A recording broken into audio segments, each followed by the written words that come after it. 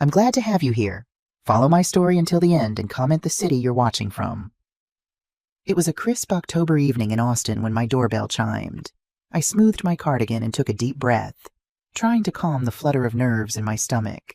After months of hearing about her, I was finally going to meet the mysterious Spanish woman who had captured my son's heart. I, Jennifer Brown, had spent the afternoon preparing Jacob's favorite foods pot roast with all the trimmings, homemade apple pie cooling on the counter. At 62, I still found comfort in the kitchen, a habit from my 30 years teaching Spanish at Austin High before retirement. My late husband Robert had always said my cooking could solve international crises. I smiled at the memory as I opened the front door. "Mom," Jacob's familiar voice filled the entryway as he wrapped me in a warm hug. At 35, my son had grown into a handsome man with his father's height and my stubborn chin. The software engineering career had been good to him after a string of romantic disappointments had left him cautious and reserved. But the woman standing slightly behind him was anything but reserved. "Mrs. Brown," she said, stepping forward and taking both my hands in hers. "I am Mia Garcia. Jacob has told me so much about you. I am so excited to finally meet the woman who raised such a wonderful man." Mia was everything Jacob had described in his breathless phone calls: petite, elegant, with dark hair cascading over her shoulders in glossy waves. Her accent was melodic, tinged with just enough Spanish inflection to be charming rather than difficult to understand. Her smile seemed to light up her entire face. "Please, call me Jennifer," I replied, returning her smile. "Come in, both of you. Dinner's almost ready." As they stepped inside, I couldn't help noticing how Mia's eyes took in everything: the family photographs on the mantelpiece, the comfortable but well-maintained furnishings, the small collection of pottery I'd brought back from my travels through Spain decades earlier. "Your home is lovely," Mia said, pausing before a photo of Robert. "Is this Jacob's father? He has his eyes." "Yes, that's Robert. He passed away 5 years ago. Jacob told me. I am sorry for your loss. 5 years is not so long for the heart." I was touched by her perception. After my string of encounters with Jacob's previous girlfriends, women who could barely remember my name, Mia's genuine interest in our family felt refreshing.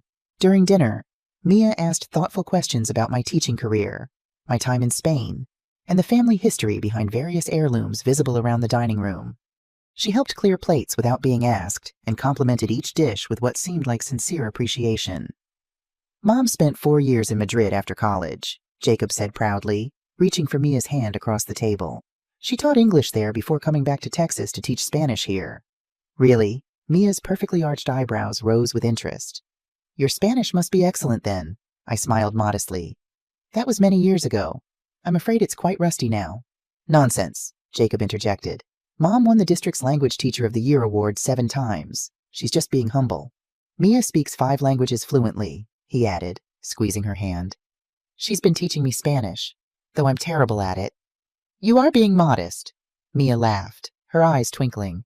"His pronunciation is, how do you say, endearing." We all laughed, and I found myself thinking that Jacob had finally found someone worthy of him, someone with substance, intelligence, and genuine warmth.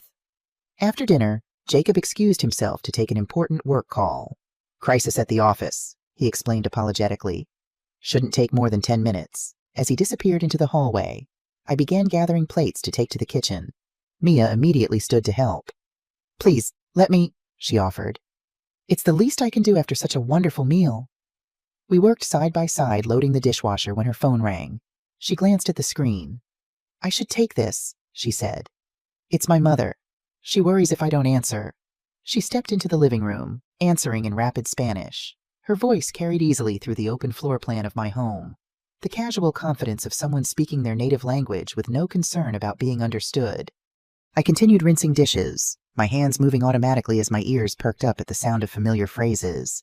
My Spanish might have been rusty for casual conversation, but understanding it, that was like riding a bicycle, something you never truly forget. "See, Mama," Mia was saying. "She seems harmless enough, old, clearly desperate to keep her son happy. She'll be easy to manage once we're married."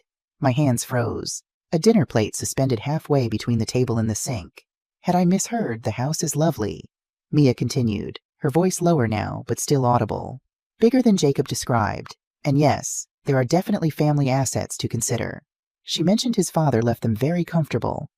I set the plate down silently, my heart beginning to pound against my ribs. Don't worry, Mia laughed.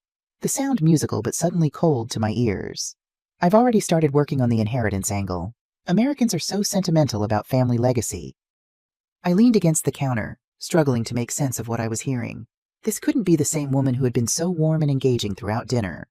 Jacob is perfect for this naive, generous, and completely infatuated. The green card will be simple once we're married, and the divorce even simpler once I have what I need. 2 years maximum. Then I'll be free to return to Madrid with American citizenship and enough money to live exactly as I choose. The serving spoon I'd been holding clattered against the tile floor, the sound echoing like a gunshot in the sudden silence. Mrs. Brown? Mia appeared in the doorway, her face a mask of concern. Are you all right? Perfect performance. I thought numbly. If I hadn't just heard her true intentions in crystal clear Spanish, I might have believed the worry in her eyes was genuine.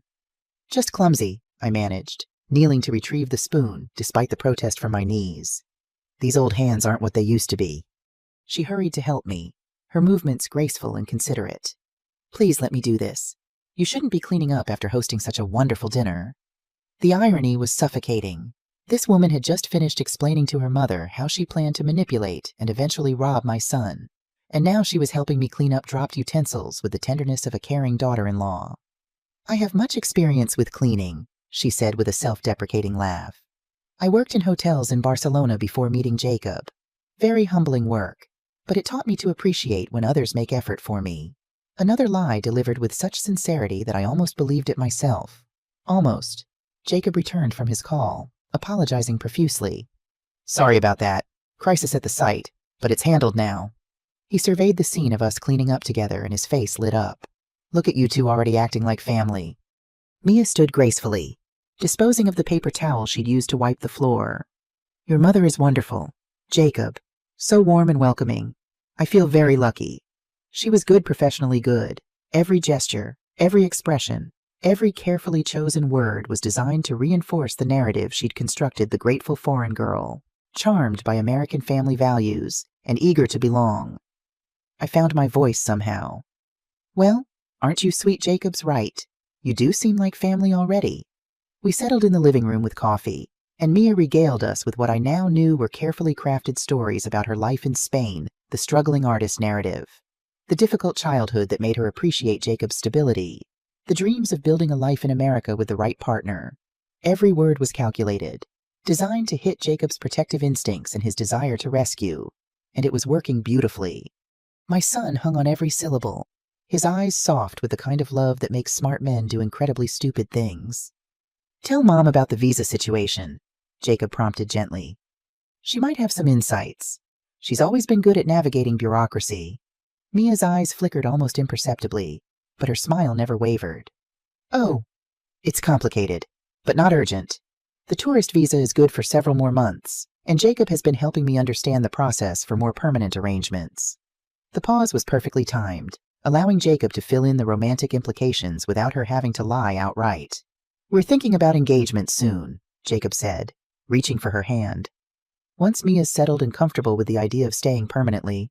Oh, I said, proud of how steady my voice sounded. When you know, I suppose. Mia ducked her head modestly. I never expected to find someone like Jacob.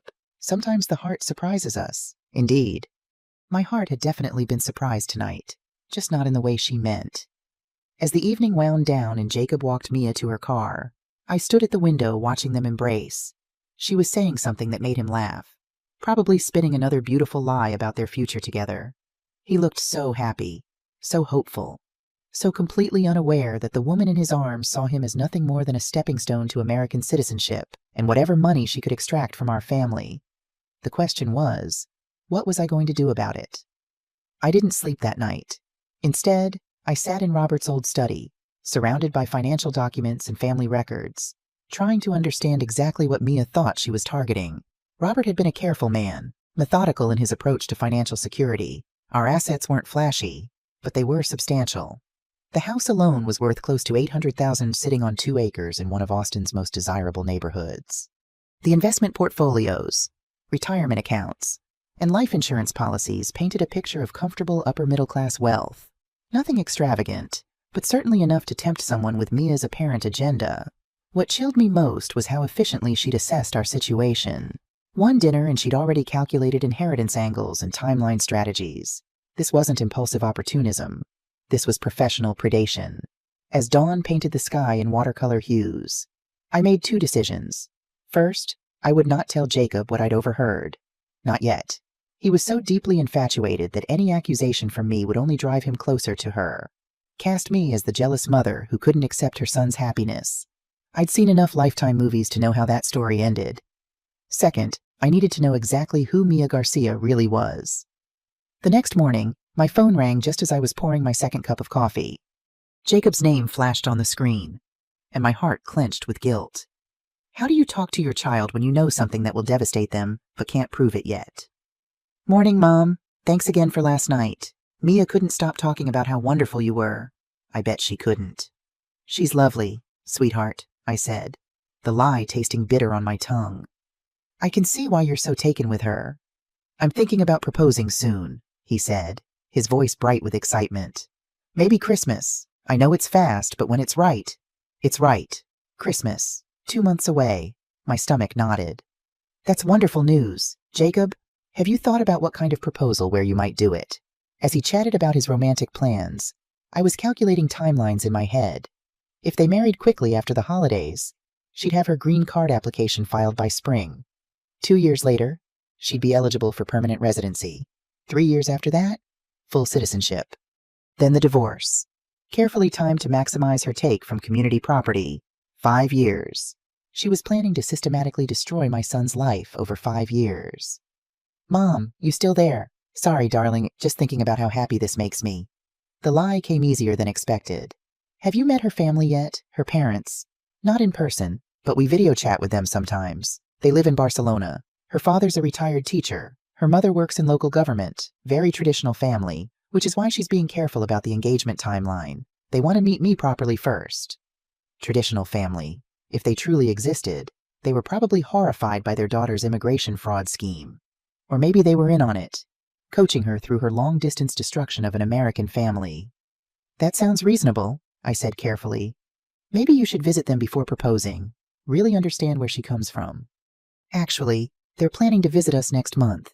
Mia wanted them to meet you before we make anything official. She values family approval. Of course, she did. Meet the Marks family, charm the parents, establish herself as the perfect future daughter-in-law, then spring the engagement and rush toward marriage before anyone had time to ask difficult questions. After Jacob hung up, I sat staring into my cooling coffee, feeling the weight of impossible choices. I could hire a private investigator, but that felt like crossing a line that would damage my relationship with Jacob. Regardless of what we found, I could confront Mia directly, but she was clearly skilled at manipulation, and I had only an overheard phone conversation as evidence. Or I could be patient, play the long game. Let her think she was winning while I gathered the information I needed to expose her completely. That's when I remembered my niece, Emma Martinez, my sister's youngest daughter who worked for the State Department in visa services. Family connections could be remarkably useful when you needed to understand immigration fraud. An hour later, I was sitting across from Emma at our favorite cafe, stirring my iced tea slowly as she studied my face with concern. Aunt Jennifer, you're putting me in a very difficult position, Emma said, her voice careful. I'm not asking you to do anything inappropriate, I replied. I just want to understand the general process. Educational purposes only. Emma laughed despite herself. Educational purposes, right? And this has nothing to do with Jacob's mysterious Spanish girlfriend you're meeting for the first time tonight. Actually, I met her last night, and I leaned back in my chair, studying my niece's face. Emma had inherited the family's sharp instincts and no-nonsense attitude. If anyone could help me navigate this situation without judging me or thinking I was a paranoid old woman, it was her. Tell me what you know, she said quietly. Everything. So I did. The overheard phone conversation, the calculated charm, the timeline for marriage and citizenship. Everything. Emma listened without interruption, her expression growing more serious with each detail. There are red flags, she admitted when I finished. The timeline is aggressive. The backstory seems rehearsed. And frankly, the whole narrative sounds like something from the Manual on Marriage Fraud Indicators. There's a manual. Oh, Aunt Jen, there are several. Immigration fraud is a cottage industry, And we see variations of this pattern constantly. The difference is usually the sophistication level. Emma pulled out her phone and showed me a government website. Look at this checklist. How many boxes does she tick? As we went through the indicators together, my heart sank. Mia wasn't just suspicious. She was practically a case study in marriage fraud rushed timeline, financial motivation, limited verifiable background, age gap that favored the immigrant, and emotional manipulation of the American partner.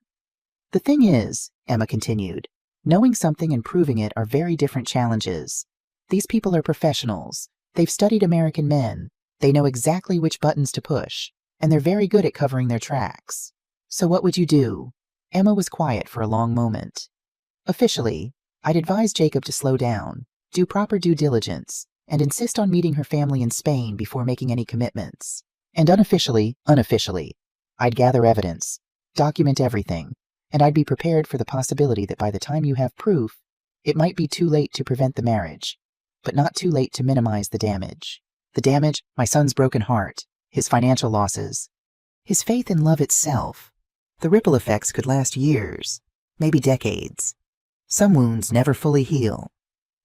There's something else you should know, Emma said carefully. If she's doing this professionally, Jacob probably isn't her first target. These operations often work the same territories, use similar methods. There might be other victims. Other sons. Other families destroyed by Mia's calculated charm. The thought filled me with a cold fury I'd never experienced before. How would I find them? Very carefully, Emma warned, and completely legally. But if there are patterns of behavior, they leave traces. Immigration applications, marriage records, divorce proceedings. It's all public information if you know where to look. By the time we finished lunch, I had a plan. It wasn't a nice plan, and it wasn't a simple plan, but it was thorough. If Mia Garcia was a professional con artist, she was about to discover that Jennifer Brown wasn't nearly as harmless as she appeared. That afternoon, I made 3 phone calls. The first was to a private investigator Emma had recommended, someone who specialized in background verification with impeccable discretion. The second was to my attorney, updating my will and establishing some additional financial protections that had nothing to do with Mia and everything to do with being prepared for any outcome. The third call was the most important one. Jacob, sweetheart, I've been thinking about what you said about Mia's parents visiting next month. Yeah, what about it? Well, I'd love to host them for dinner. A proper welcome to the family. And you know what, I think I should brush up on my Spanish before they arrive. Maybe take a refresher course. I'd hate for them to think I wasn't making an effort. Rain pattered against my bedroom window that night, a gentle soundtrack to my racing thoughts. The digital clock on my nightstand flipped to 2:17 a.m., mocking my attempts at sleep. I'd been staring at the ceiling for hours, my mind replaying every moment of Mia's visit like a detective reviewing surveillance footage. The family photo she'd paused at, was she calculating inheritance? The questions about Robert, were they genuine sympathy or asset assessment? The way she'd helped with dinner, was that kindness or just part of her performance? I reached for the glass of water on my nightstand, my throat dry from worry. The house creaked and settled around me, suddenly seeming too large, too empty. For the first time in years, I wished desperately that Robert was here beside me. He'd always known what to do in a crisis. What would you do? Robert, I whispered to the darkness. How would you protect our son? The silence offered no answers, but somehow asking the question aloud steadied me. Robert would have been methodical, careful. He would have gathered facts before acting. I slipped out of bed, pulled on my robe, and padded down the hallway to his study. Nothing had changed since his death. The same leather chair behind the mahogany desk, the same family photos arranged precisely on the bookshelves, the same filing cabinet in the corner containing decades of our financial life together. I opened the bottom drawer, retrieving a stack of manila folders. Our will, insurance policies, property deeds, investment accounts, all meticulously organized, labeled in Robert's neat handwriting, even from beyond the grave. His attention to detail was a comfort. For the next hour, I went through everything, creating a comprehensive picture of what assets might be at risk if Jacob married Mia. The house was in my name alone. The retirement accounts had beneficiary designations that couldn't be easily changed, but there were liquid investments, savings accounts, and family heirlooms that could be vulnerable. But this wasn't just about money or property. This was about my son's heart, and future. I closed the files and crossed to the bookshelf, where dozens of family photos chronicled Jacob's life. Jacob at 5, missing his 2 front teeth and proudly holding a baseball. Jacob at 12, lankier now, accepting a science fair trophy. Jacob at 18 in his graduation cap and gown, Robert's arm around his shoulders, both of them beaming with identical smiles. And then the more recent photos. Jacob after college, starting his first job. Jacob with his first serious girlfriend, the one who'd left him for her boss after 2 years. Jacob with his second girlfriend, who'd seemed perfect until she began pushing him to cut ties with family and friends. Jacob alone at 30, his smile not quite reaching his eyes after that painful breakup. The pattern emerged clearly now. My son, for all his intelligence and success, had a history of choosing women who took advantage of his generosity and trusting nature. Mia was just the latest and possibly most dangerous in this pattern.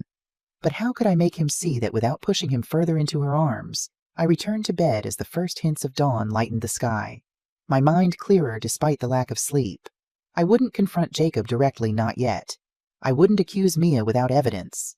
But I would investigate, document, and prepare. And I would position myself to protect my son when the time came. The private investigator Emma recommended, Marcus Reynolds, agreed to meet me the following afternoon. I chose a coffee shop halfway across town, paranoid about being seen by anyone who might know Jacob or Mia. Mrs. Brown. A voice interrupted my thoughts as I stirred my cappuccino, lost in worst-case scenarios. I looked up to see a middle-aged man with salt and pepper hair and unremarkable features, exactly the sort of person you'd pass on the street without a second glance. He wore khakis and a light blue button-down shirt, looking more like an accountant than a private investigator. Mr. Reynolds, please sit down. I gestured to the chair across from me. Call me Marcus, he smiled, setting down his coffee in a slim leather portfolio. Emma speaks very highly of you. Thank you for meeting me so quickly. Immigration fraud cases are time-sensitive, he said, opening his portfolio and retrieving a notepad. The sooner we start, the better our chances of finding something useful. Is that what this is, immigration fraud? Marcus's expression was sympathetic but direct. Based on what you've told me, yes. The pattern fits foreign national on a temporary visa, rapid relationship development, pressure toward marriage, discussions about immigration benefits, and most damning, the phone conversation you overheard planning a timeline for divorce after obtaining citizenship. Hearing it laid out so clinically made my stomach clench. So what do? We investigate, thoroughly but discreetly, Marcus explained. We verify everything: her identity, background, employment history, previous relationships, travel patterns, online activity, communications. We find inconsistencies, contradictions, evidence of deception. How long will that take? Depends on what we find and how careful she's been. Some cases break open in days. Others take weeks or months. We don't have months, I said, thinking of Jacob's Christmas proposal plans. We have maybe 8 weeks, Marcus nodded, making notes. Then we prioritize.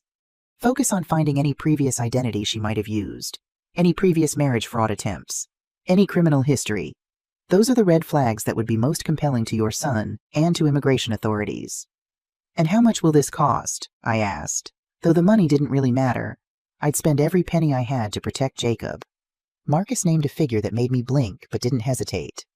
I'll need a retainer to start, and I'll provide weekly updates. If we find nothing suspicious, I'll tell you that too. I don't manufacture evidence or create problems where none exist.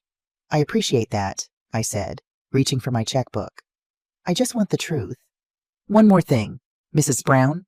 Marcus's expression grew more serious. If we do find evidence of fraud, you need to be prepared for how your son might react. Even with proof, some people refuse to believe that someone they love has deceived them. They shoot the messenger.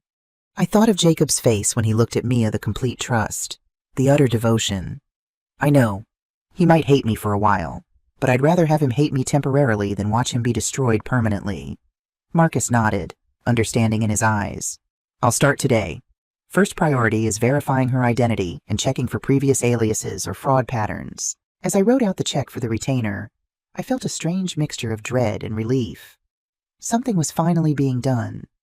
But what would we discover, and how would those discoveries change my relationship with my only child later that day? Jacob called again, his voice excited. Mom, I just talked to Mia's parents. They're confirmed for the weekend of November 18th. Can we do dinner at your place that Saturday? November 18th, just over 3 weeks away. Of course, sweetheart, I'd be happy to host. Great, they're excited to meet you. Mia's told them all about you. I wondered what exactly she'd told them. That I was a harmless old woman, an easy mark, the mother-in-law who wouldn't interfere with their daughter's fraud scheme. Actually, Jacob, I said, inspiration striking. I was wondering if you and Mia might want to join me for dinner this weekend. Just casual. I'd like to get to know her better. This weekend. He sounded surprised but pleased. Sure, I think we're free Saturday. Let me check with Mia and get back to you. Perfect. The more time I spent with Mia, the more opportunities I'd have to catch inconsistencies in her story. And maybe, just maybe, I'd pick up more information that could help Marcus with his investigation. After hanging up, I texted Emma, having dinner with J&M again this weekend? Any specific questions I should try to ask casually? Her reply came quickly. Ask about her hometown, specific neighborhoods or schools. Fraudsters often have generic knowledge about major cities, but stumble on specific local details. Also family traditions, childhood memories. Those are harder to fabricate convincingly. I made mental notes, already planning the conversation. Then I opened my laptop and began my own research. If Mia was going to study my family for vulnerabilities, I would study her supposed home city just as thoroughly. By the time Saturday arrived, I could discuss Barcelona's neighborhoods, local festivals, and regional cuisine with enough knowledge to potentially catch her in a lie. I'd also spent hours practicing Spanish conversation with an online tutor, refreshing vocabulary and pronunciation I hadn't used in years. Mia arrived on Jacob's arm, as elegantly dressed as before, bringing a bouquet of flowers and a bottle of Spanish wine. A small thank you for having us again so soon, she said, kissing my cheek. It's so kind of you to want to know me better. If only she knew my true motivations. Dinner was a careful dance of conversation, with me inserting questions about Barcelona between discussions of Jacob's work and my gardening projects. Mia handled most of them smoothly, but I caught a flicker of hesitation when I asked about a specific local festival. Oh, La Merced, she recovered quickly. Yes, it's wonderful. The fire runs are spectacular, but it was the smallest pause. The briefest shadow across her features that gave me hope. There were cracks in her performance. I just needed to find more of them. After dinner, as Jacob helped me clear the table, Mia excused herself to take a call.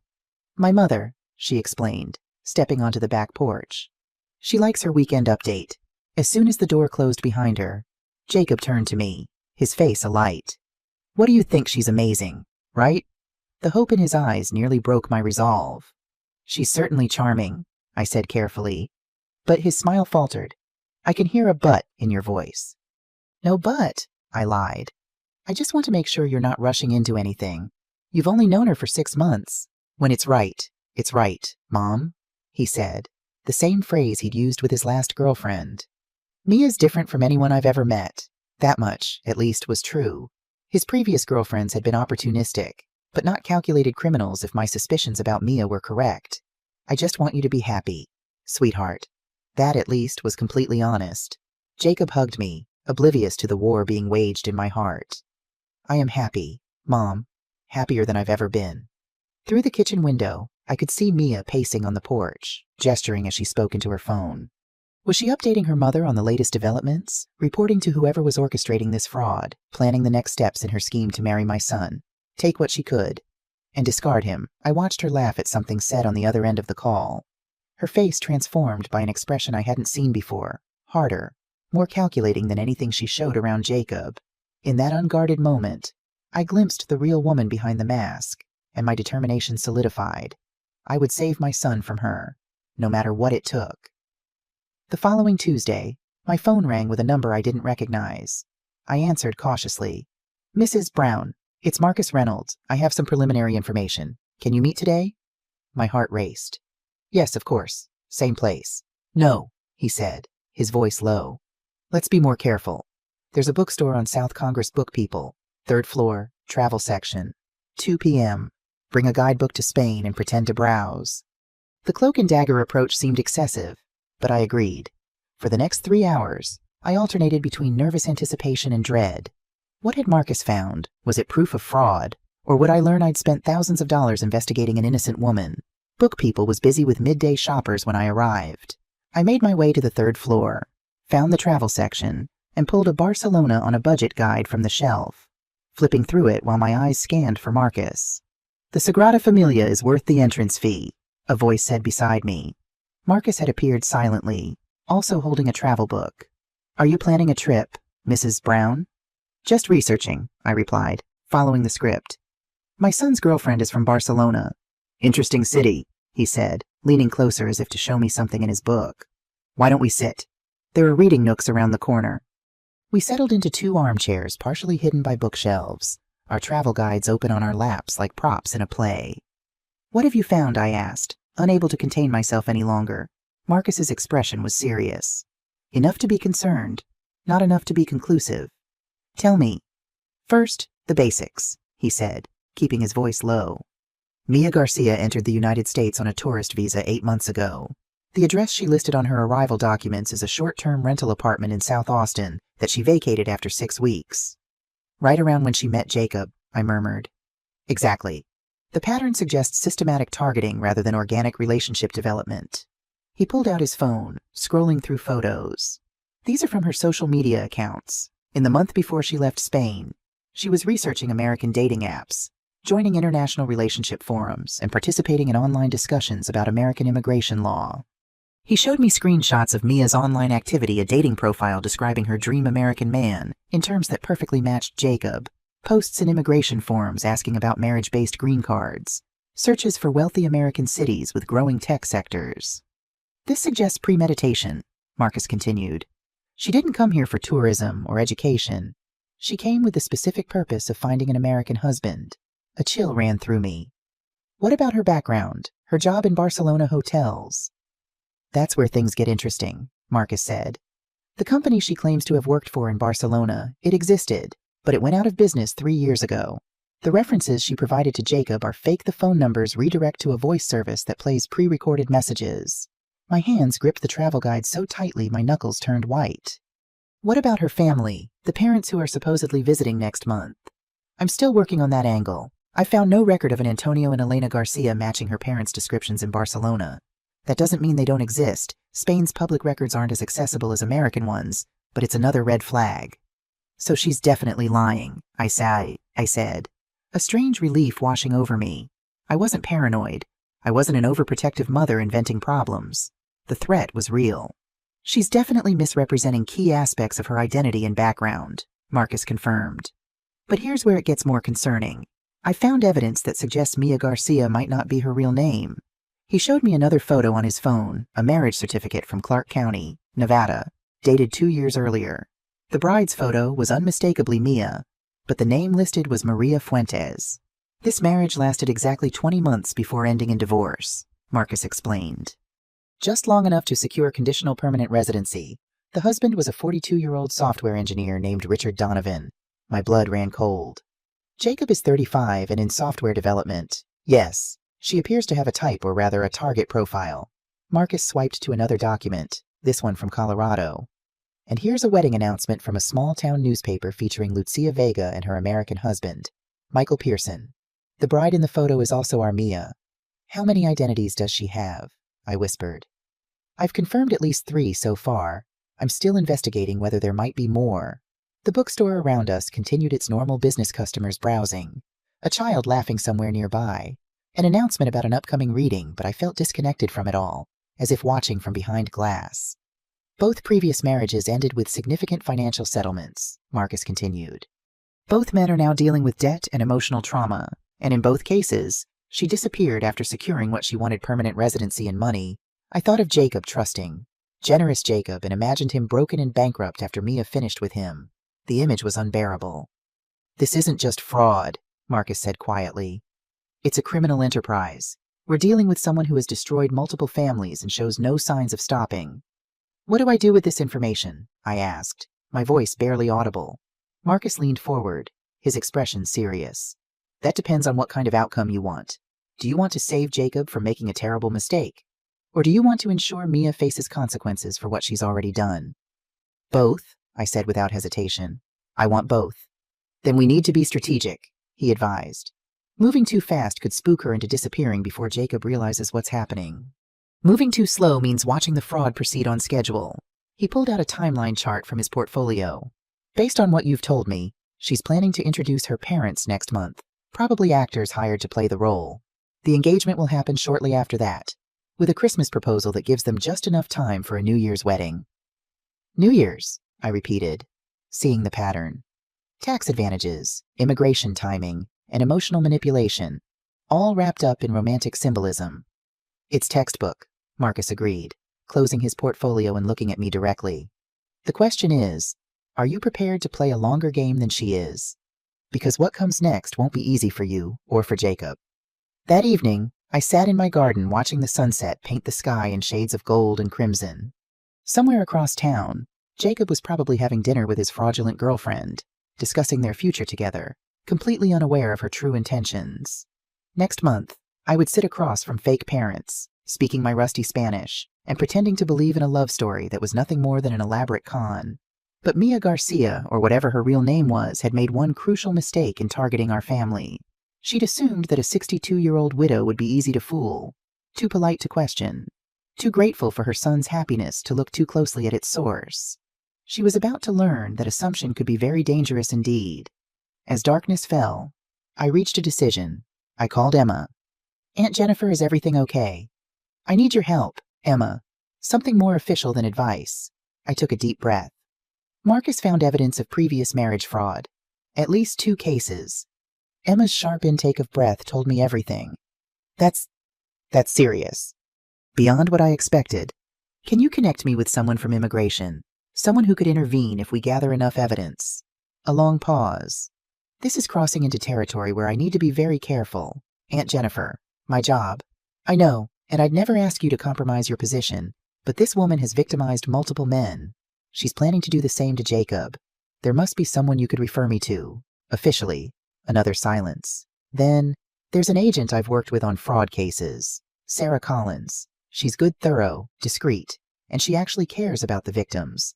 I could pass along her contact information, strictly as a professional referral. That's all I'm asking. But Aunt Jennifer, Emma's voice grew serious. Once you involve immigration, you can't control what happens. If they find enough evidence, they won't just warn Jacob, they'll arrest Mia, prosecute her, potentially deport her. Are you prepared for how Jacob might react to that? The question hung in the air between us. Was I ready to be the person who had my son's girlfriend arrested? Would he ever forgive me? But then I thought of the alternative, watching Jacob marry this woman, seeing his heart broken and his finances ruined when she eventually left him. Sometimes love meant making the hardest choices. Yes, I said firmly.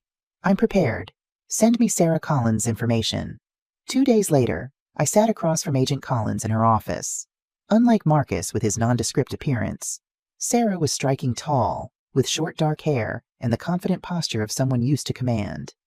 "Mrs. Brown," she said after I'd explained the situation, "what you're describing is a classic marriage fraud operation. Unfortunately, it's also notoriously difficult to prove before the marriage takes place.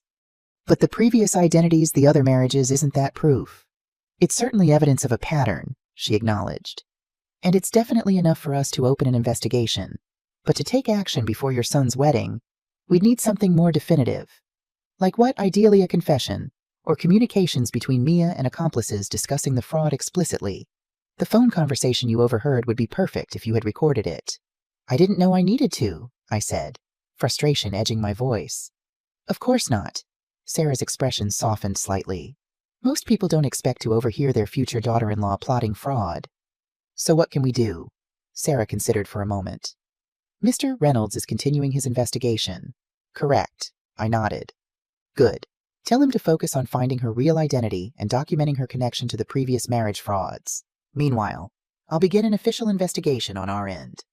If we can establish that Mia Garcia is actually Maria Fuentes or Lucia Vega, we have grounds to question her about immigration fraud. How long will that take? Depends on what we find and how quickly. Weeks, possibly months." "We don't have months," I reminded her. "Jacob is planning to propose at Christmas." Sarah leaned forward. "Mrs. Brown, I understand your urgency, but we have to follow proper procedures. Otherwise, anything we find could be dismissed in immigration court, and she walks free." I left Sarah's office feeling both encouraged and frustrated. The wheels of justice were turning, but would they turn fast enough to prevent Jacob from making the biggest mistake of his life that night? Jacob called with news that made my heart sink. Mom, slight change of plans. Mia's parents can only visit for Thanksgiving weekend. Not mid-November like we thought. Can we do dinner at your place on Thanksgiving Day instead? Thanksgiving, the most important family holiday of the year. And I would be spending it with a woman plotting to defraud my son and two strangers pretending to be her parents. Of course, I said, my mind already calculating how this affected our timeline. Thanksgiving dinner it is. After hanging up, I called Marcus and Sarah to update them on the accelerated schedule. We had less time than we thought. The countdown to Thanksgiving had begun. The first frost of the season had painted my garden in silver when Marcus Reynolds arrived at my home the following Monday. We'd agreed it was safer to meet here rather than in public, less chance of Jacob or Mia spotting us together. Coffee, I offered as I showed him into Robert's study, now serving as our impromptu investigation headquarters. Black, please, Marcus replied, setting his leather portfolio on the desk. He looked tired, with shadows under his eyes suggesting long nights of work. I hope you don't mind meeting here. I found some developments that are better discussed in private. I handed him a steaming mug and settled into Robert's chair. Tell me. I've been doing deep background on our Ms. Garcia, Marcus began, opening his portfolio. What I've found suggests we're dealing with something more organized than a lone operator. He spread several documents across the desk: immigration records, marriage certificates, divorce filings, and printed screenshots of social media accounts.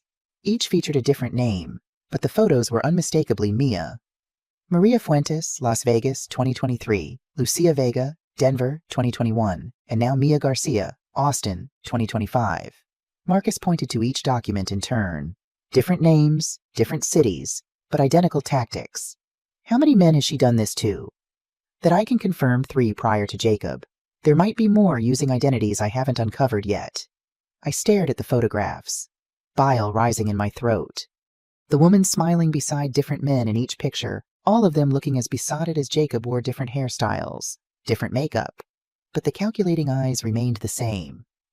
The pattern is remarkably consistent, Marcus continued.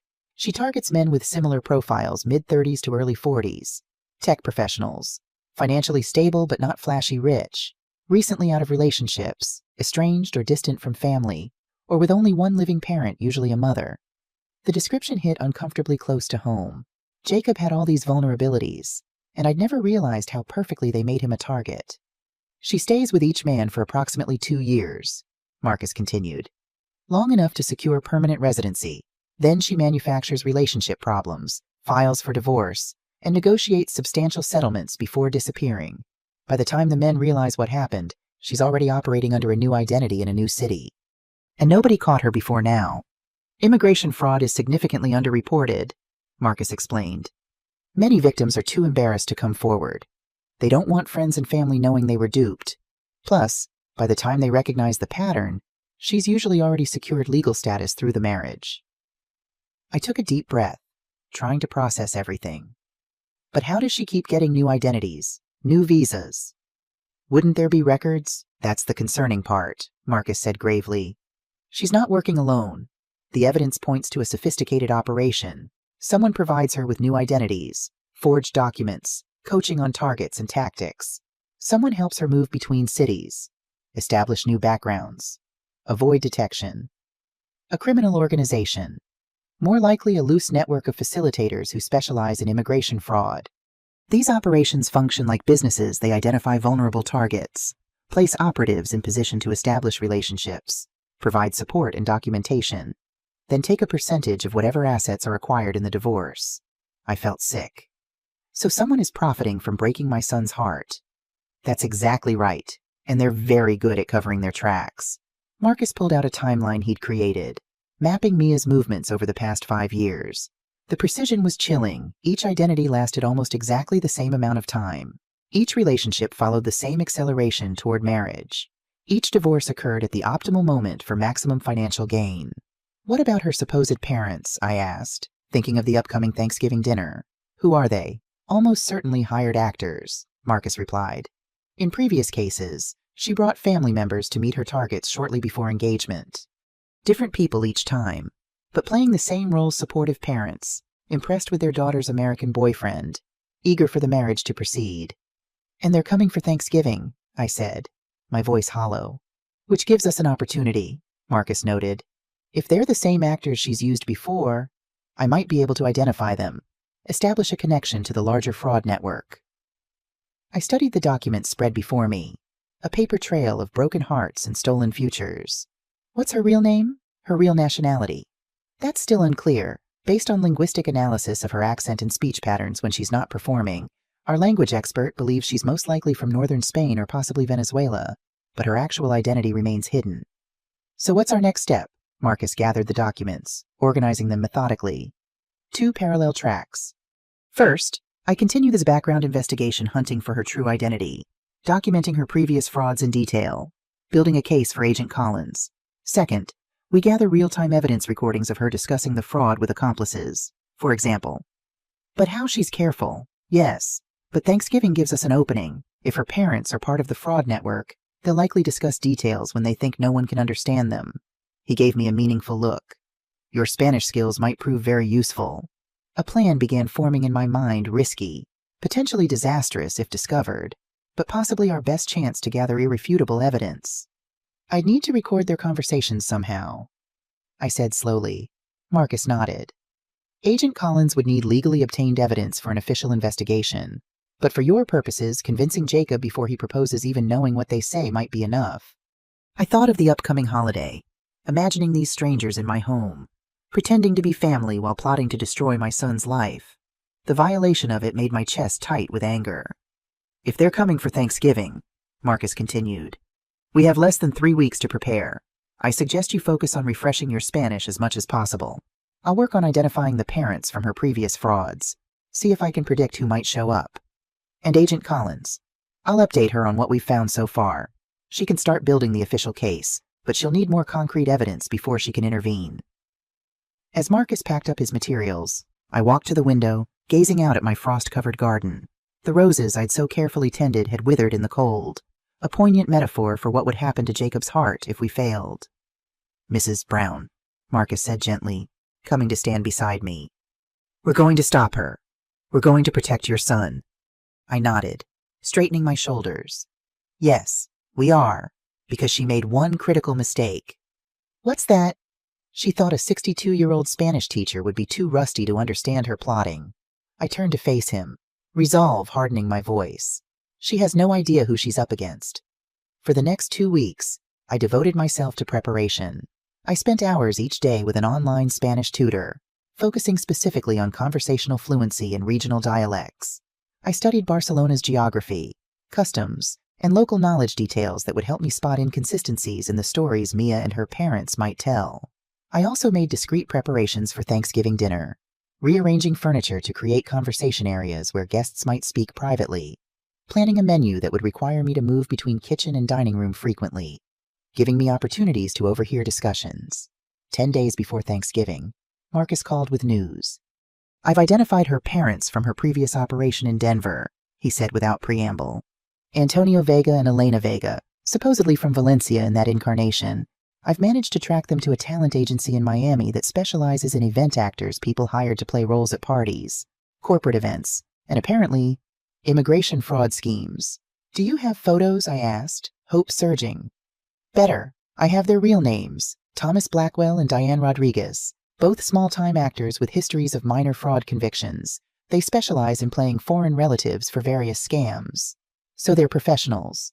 Yes, but not particularly good ones. In the Denver case, they made several mistakes that might have exposed the fraud if anyone had been looking closely.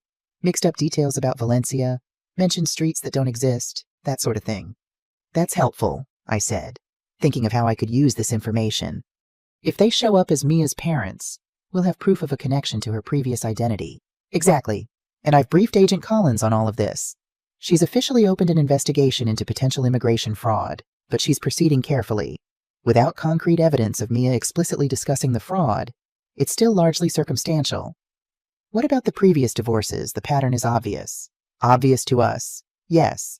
But in court, her attorney could argue they were legitimate relationships that simply didn't work out. We need her on record discussing the fraud.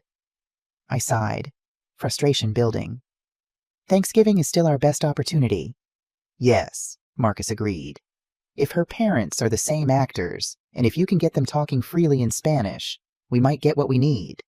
3 days before Thanksgiving, Jacob called to confirm final arrangements. Mia's parents' flight gets in Wednesday evening, he said, excitement evident in his voice. We'll bring them over around 2 on Thursday. If that works, Mia says her mom wants to bring a traditional Spanish dessert. That sounds perfect, I replied, keeping my tone warm and interested. I can't wait to meet them. They're great. Mom, really traditional, kind of formal, but really supportive of Mia. Her dad was a high school history teacher for 30 years. Every detail added to the fiction, making the eventual revelation more painful. I swallowed hard against the lump in my throat. Wonderful. I'll make sure everything's perfect for them. After hanging up, I texted Emma, actors arriving Wednesday, dinner Thursday, wish me luck. Her reply came quickly. Be careful. Don't take unnecessary risks. Remember, we need legally obtained evidence. Thanksgiving morning dawned clear and cold. I'd been up since 5, preparing the turkey, chopping vegetables, and moving through the familiar rhythms of holiday cooking with a sense of surreal detachment. This wasn't just a family celebration. It was a covert operation. At precisely 2 p.m., the doorbell rang. I smoothed my dress, took a steadying breath, and opened the door to greet the people plotting to defraud my son. Mrs. Brown, Mia said, looking elegant in a burgundy dress. I would like you to introduce you to my parents, Antonio and Elena Garcia. Antonio stepped forward with old-world courtesy, taking my hand and kissing it lightly. Senora Brown, we are so honored to meet the mother of the man who has captured our daughter's heart. His accent was perfect. His mannerisms exactly what you'd expect from a retired teacher from Barcelona. Elena embraced me warmly, smelling of expensive perfume and speaking in rapid, enthusiastic Spanish about how wonderful it was to finally meet me. They were good professional level good, but as I listened carefully to their Spanish, I detected something off in their accents. The vowels were slightly wrong, the cadence not quite matching Barcelona's distinctive patterns. Instead, they sounded more like Madrid natives trying to approximate Catalan-influenced Spanish. Please come in, I said in my deliberately rusty Spanish. I apologize for my poor pronunciation. It's been many years since I spoke your beautiful language. The effect was immediate and telling. Mia's eyes flickered with something that might have been concern, while her fake parents exchanged the briefest of glances. They hadn't expected me to speak Spanish at all. Jacob arrived from parking the car, bringing wine and a bouquet of flowers. Aren't they wonderful? Mom? He asked, his face alight with happiness. Absolutely charming, I agreed, leading everyone to the living room where appetizers awaited. As we settled in with drinks, I carefully steered the conversation toward Barcelona, asking innocent questions about neighborhoods and landmarks, watching for any hesitation or confusion in their responses. The Barri Gothic is our favorite area, Elena said smoothly. So much history, so much character. And La Rambla, Antonio added. Though it's become very touristic now. They'd done their homework, at least with the major landmarks, but when I mentioned a smaller neighborhood market I'd visited during my time in Spain, Antonio's eyes showed momentary panic before Mia smoothly intervened. Papa doesn't go to that market often, she explained. It's closer to my mother's work. Throughout appetizers, I maintained my role as the charmed mother-in-law, expressing delight at finally meeting Mia's family, asking gentle questions about their life in Spain, and pretending not to notice the calculated glances they exchanged when discussing certain topics. When I excused myself to check on the turkey, Elena offered to help.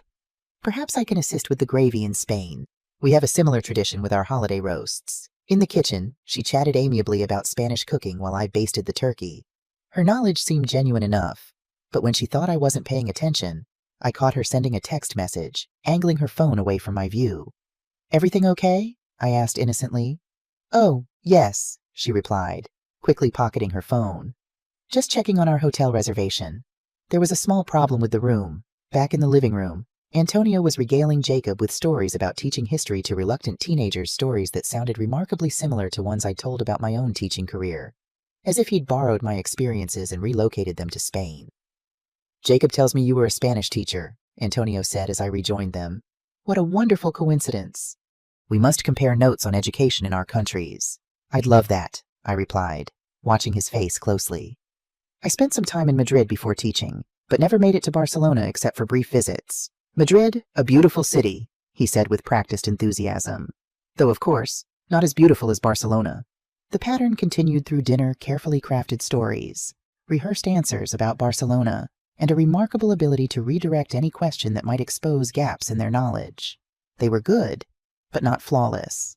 Small inconsistencies emerged. Elena mentioned a street that didn't connect to the neighborhood they claimed to live in.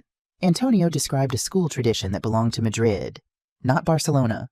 Most telling of all, when they spoke to each other in Spanish, thinking I couldn't follow their casual conversation, they revealed knowledge and references that belonged to Madrid, not Barcelona. "Pass the salt, would you?" Elena said in Spanish to Antonio. "This American food is so bland." "At least the wine is decent," he replied, also in Spanish. "Though I miss proper Spanish cheese, these Americans have no palate." Meanwhile, in English, they were praising my cooking and expressing delight at experiencing authentic American Thanksgiving hospitality. I maintained my pleasant facade, pretending not to understand their asides while mentally cataloging each slip, each inconsistency, each moment of casual disdain. The moment that confirmed everything came during dessert. Jacob had stepped into the kitchen to help me serve coffee when Mia spoke quietly to her fake parents in rapid Spanish. "She's harmless but not stupid.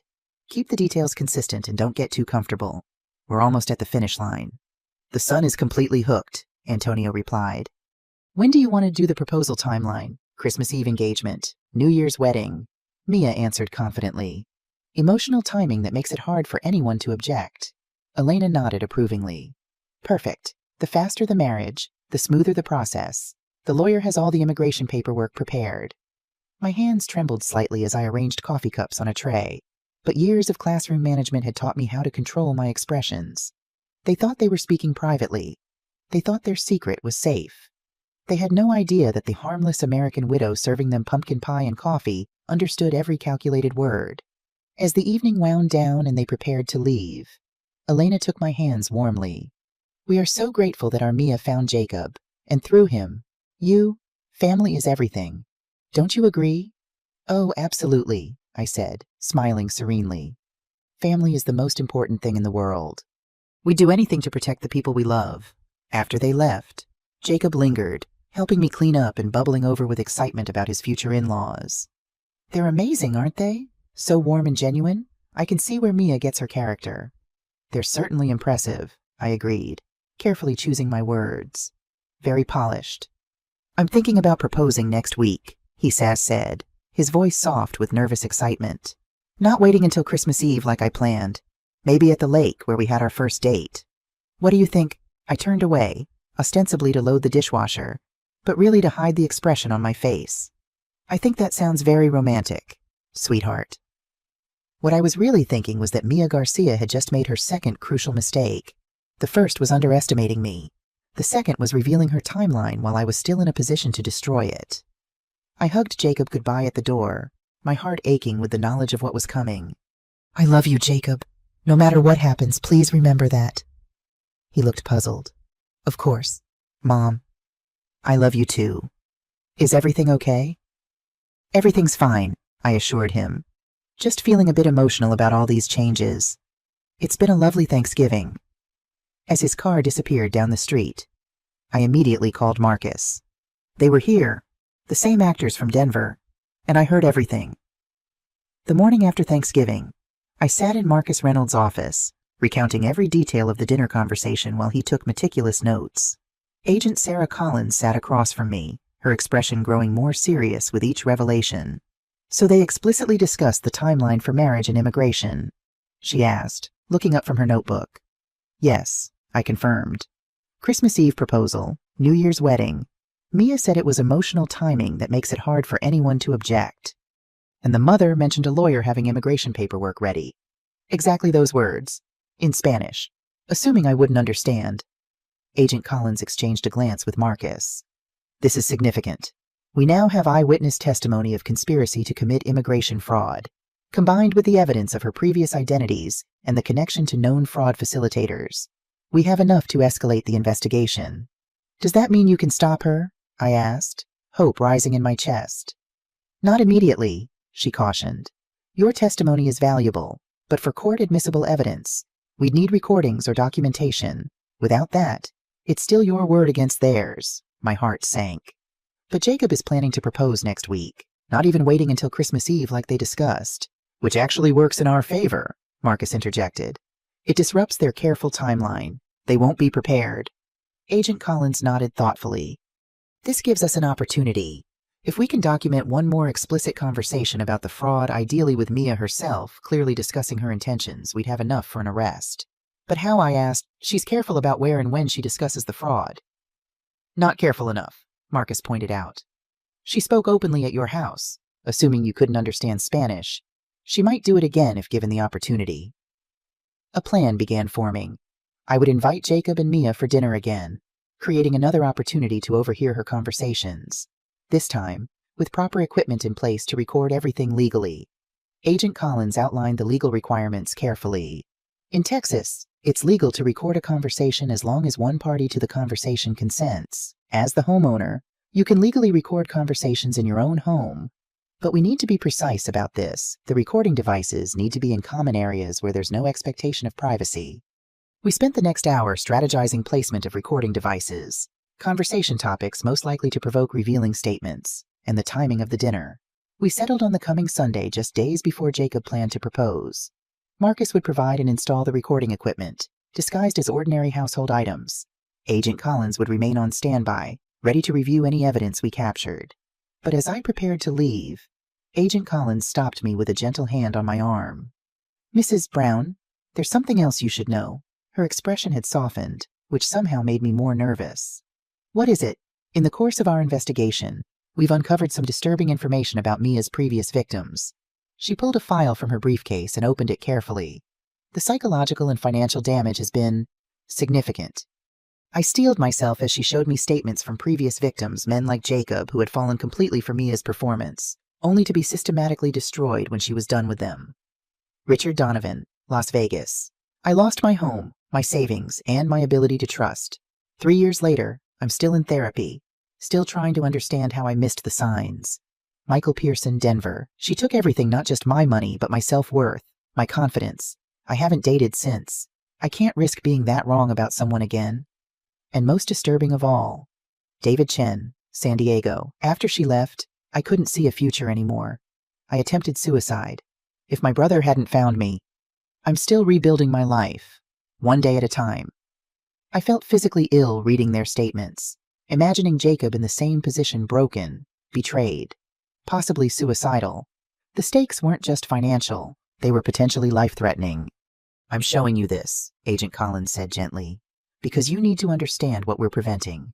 Your son isn't just facing a bad marriage or financial loss. These operations are designed to extract maximum emotional and financial damage. The psychological toll is deliberate. A devastated victim is less likely to fight back, less likely to report the crime. I understand, I said, my resolve hardening. Whatever it takes, we stop her before she can hurt Jacob. That evening, I called Jacob to invite him and Mia to Sunday dinner. Just something simple, I said casually. I have some of your father's special wine I've been saving for a special occasion, and after meeting Mia's parents, this feels like the right time. That sounds great, Mom, Jacob replied, clearly pleased. I'll check with Mia, but I'm sure we can come. After confirming plans, I spent the next 2 days in careful preparation. Marcus arrived Sunday morning to install the recording equipment, small, powerful devices hidden in ordinary objects throughout my living room and kitchen, a decorative clock, a tissue box, a picture frame, all now capable of capturing high-quality audio. Remember, Marcus cautioned as he tested the equipment, the goal is to get her talking about the fraud explicitly. Questions about the wedding timeline, immigration paperwork, her parents, anything that might prompt her to reveal her true intentions. What if she's too careful? I asked, nervous now that the moment was approaching. We have enough to build a case already, he reassured me. This would simply strengthen it. And remember, I'll be monitoring everything from my car outside. If there's any clear evidence of fraud, I'll alert Agent Collins immediately. By 6 o'clock, my home was ready, dinner prepared, wine decanted, recording devices active but invisible, and Marcus stationed discreetly in a car down the street, monitoring everything through the wireless connection. Jacob arrived first, kissing my cheek as he handed me flowers. Mia's running a bit late, he explained. Work call with her hotel. She said to start without her if she's more than 20 minutes late. No rush, I said, taking the flowers. Let's have a glass of your father's wine while we wait. We settled in the living room, Jacob practically vibrating with excitement. I found the perfect ring. Mom, vintage, like you suggested. Reminds me of the one Dad gave you. Actually, my heart ached at the thought of Robert's carefully chosen ring on the finger of a con artist. That's lovely, sweetheart. I'm planning to propose at the lake on Tuesday evening, he continued. Sunset, champagne, the works. I've never been more sure of anything. I forced a smile. It's a big step. I know it seems fast, he acknowledged. But when you know, you know. Dad proposed to you after 6 months, right? He did, I admitted. But we'd known each other for years before dating. Jacob waved this away. Different times. Anyway, wait until you see the ring. I brought it to show you. He pulled a small velvet box from his pocket and opened it to reveal a beautiful vintage diamond ring with sapphire accents. My breath caught. It was indeed remarkably similar to my own engagement ring, which I still wore on my right hand after moving it from my left following Robert's death. It's beautiful, I said honestly. Any woman would be thrilled to receive it. The doorbell rang, saving me from having to say more. Jacob quickly pocketed the ring box as I went to answer it. Mia stood on my doorstep, looking immaculate as always in a deep green dress that complemented her olive complexion. Jennifer, I'm so sorry I'm late. The call with Barcelona went longer than expected. No problem at all, I assured her, welcoming her inside. Jacob and I were just catching up. I hope I'm not interrupting, she said with a warm smile. Mother-son time is so important. Every word, every gesture seemed designed to portray the perfect, considerate girlfriend. If I hadn't heard her true intentions from her own lips, I might have been completely taken in. Over dinner, I carefully guided the conversation toward topics that might prompt revealing responses: the wedding timeline, her parents' visit, their future plans. Jacob, oblivious to my agenda, happily discussed possible wedding dates while Mia offered thoughtful, measured responses that revealed nothing incriminating. Your parents seemed very excited about you two getting married, I observed casually. Have they always been so supportive of your relationships? A flicker of something caution perhaps crossed Mia's face before her smile returned. They have always wanted what makes me happy, and Jacob makes me very happy. They mentioned returning for the wedding, I continued. Will other family members come as well, siblings, cousins? Perhaps, she said vaguely. Travel from Spain is expensive, and many of my relatives cannot easily take time away from work. After dinner, I suggested Jacob open another bottle of his father's wine from the cellar.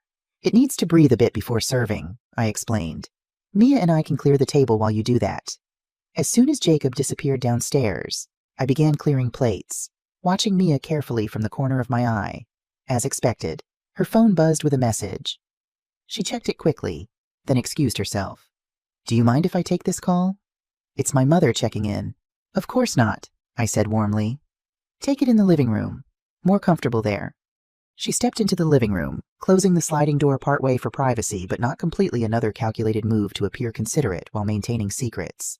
From the kitchen, I could hear her speaking rapid Spanish, her voice low but clear enough for the hidden recording devices. Yes, everything is proceeding as planned, she was saying. The mother suspects nothing. The son plans to propose Tuesday. I continued loading the dishwasher, straining to hear every word. No, earlier than we discussed, but it's fine. Better, actually. Less time for anyone to interfere. She paused, listening. The lawyer says the prenuptial agreement shouldn't be an issue. His assets are modest but sufficient, and the real target is the mother's inheritance. Once we're married, I can start working on getting access to those funds. My hands trembled with anger as I carefully placed wine glasses in the rack. Not only was she planning to defraud Jacob, but she was already calculating how to access my estate as well. 2 years maximum, she continued, echoing what she'd said during our first meeting. I'll secure permanent residency, then the divorce. The usual settlement should yield at least $500,000 plus whatever I can access of the family assets before then. The casual way she discussed destroying my son's life for profit made me physically ill, but I forced myself to continue working quietly, not alerting her to the fact that I could hear every word. No, the parents were perfect. No one questioned them. The mother speaks a little Spanish, but nothing concerning. She laughed softly. Americans are so trusting. They want to believe in love stories. I heard footsteps on the cellar stairs and quickly moved to the sink, turning on the water to create ambient noise as Jacob returned with the wine. Mia smoothly switched to English, ending her call with, "Love you too, Mama." Yes, I'll tell them. Goodbye. Jacob entered the kitchen, wine bottle in hand. Found it Dad's special vintage. Mia rejoined us, Her transition from calculating con artist to loving girlfriend seamless. Your mother was just telling me about your childhood home. It sounds wonderful. The rest of the evening proceeded normally: wine, dessert, pleasant conversation about nothing consequential. I maintained my role as the charmed future mother-in-law while silently counting the minutes until they would leave and I could contact Marcus and Agent Collins. As they were preparing to go, Mia embraced me warmly. Thank you for such a lovely evening. Jennifer, these family dinners mean so much to me, being so far from my own parents. The performance was flawless, the grateful immigrant finding family in America, the loving girlfriend appreciating her boyfriend's mother. If I hadn't heard her calculating my net worth 20 minutes earlier, I might have been moved. I hugged Jacob tightly at the door, wanting to blurt out everything, to stop him from walking away with the woman who planned to destroy him. But I held my tongue, trusting the plan. Love you, Mom, he said, kissing my cheek. See you soon. Love you too, sweetheart. More than you know. As their car pulled away, I immediately texted Marcus. Got it. Everything we needed. Call Collins now. Marcus arrived at my house 20 minutes later, Agent Collins following close behind. They moved with the efficient urgency of people who knew time was critical. The recordings are excellent, Marcus confirmed, setting up his laptop on my dining table. Clear, explicit discussions of fraud, timeline, financial targets, everything we needed. Agent Collins nodded as she listened to the audio files. This is exactly what we've been waiting for, combined with the evidence of her previous identities and the actors playing her parents. We have more than enough for an arrest warrant. So you can stop her? I asked, hardly daring to hope. Before she marries my son? Yes, Agent Collins confirmed. But we need to move carefully. Immigration fraud cases are complex, and we want this one to be airtight. Jacob is proposing Tuesday evening, I reminded them. That's less than 48 hours from now. We'll be ready before then, Agent Collins assured me. I'm going to bring this recording to my supervisor immediately and request an expedited warrant. With luck, we'll be able to make the arrest tomorrow. And if we can't get the warrant in time, I asked, fear creeping back. Then we move to Plan B, Marcus said grimly. Direct intervention. We show Jacob the evidence ourselves before he can propose. The thought made my stomach clench. He'll be devastated either way. Yes, Agent Collins said gently, but it's better to be devastated before the marriage than after, when the financial and legal entanglements would be much harder to unravel. They departed shortly after midnight, Agent Collins heading directly to her office to begin processing the warrant request, Marcus promising to return first thing in the morning with updates. I barely slept that night, my mind replaying Mia's cold calculations about my son's assets, my inheritance, the 2-year timeline for destroying his life. Dawn found me at the kitchen table, nursing my 3rd cup of coffee, waiting for news. Marcus called at 8:17 a.m. We have the warrant. Agent Collins is assembling her team now. They plan to make the arrest this afternoon. Relief washed over me. Where how? At Mia's apartment. Clean, simple, away from Jacob. They'll bring her in for questioning, confront her with the evidence, and offer her a choice: cooperate with the investigation into the larger fraud network or face maximum charges. What about Jacob? The most important question. Marcus hesitated. That's more complicated. Agent Collins believes it's better if law enforcement explains the situation to him, presents the evidence officially. It's less likely he'll dismiss it as a misunderstanding or a mistake. I should be there, I insisted. He'll need me. Of course, Marcus agreed. But let Agent Collins lead the conversation. This is going to be hard enough for him without feeling like his mother orchestrated it all. The plan was set. At 2 p.m., immigration agents would arrest Mia at her apartment. At 3 p.m., Agent Collins would meet Jacob at his office, explain the situation, and bring him to my house where I would be waiting with Marcus and the evidence. I spent the morning in a state of anxious anticipation, alternating between relief that the fraud would be stopped and dread about how Jacob would take the news. Would he blame me for not telling him sooner? Would he believe the evidence? Or would his love for Mia blind him to her true nature? At precisely 2:05 p.m., my phone rang. Agent Collins' name flashed on the screen. We have a problem, she said without preamble. Mia's not at her apartment. According to her neighbors, she left early this morning with luggage. My blood ran cold. She's running. It looks that way. We're checking airports, bus stations, and car rental agencies now, and we've put an alert on her passport and known aliases. Jacob, I said, panic rising. Has anyone contacted Jacob? Not yet. We wanted to apprehend her first. Avoid tipping our hand. Agent Collins' voice was professionally calm but tinged with concern.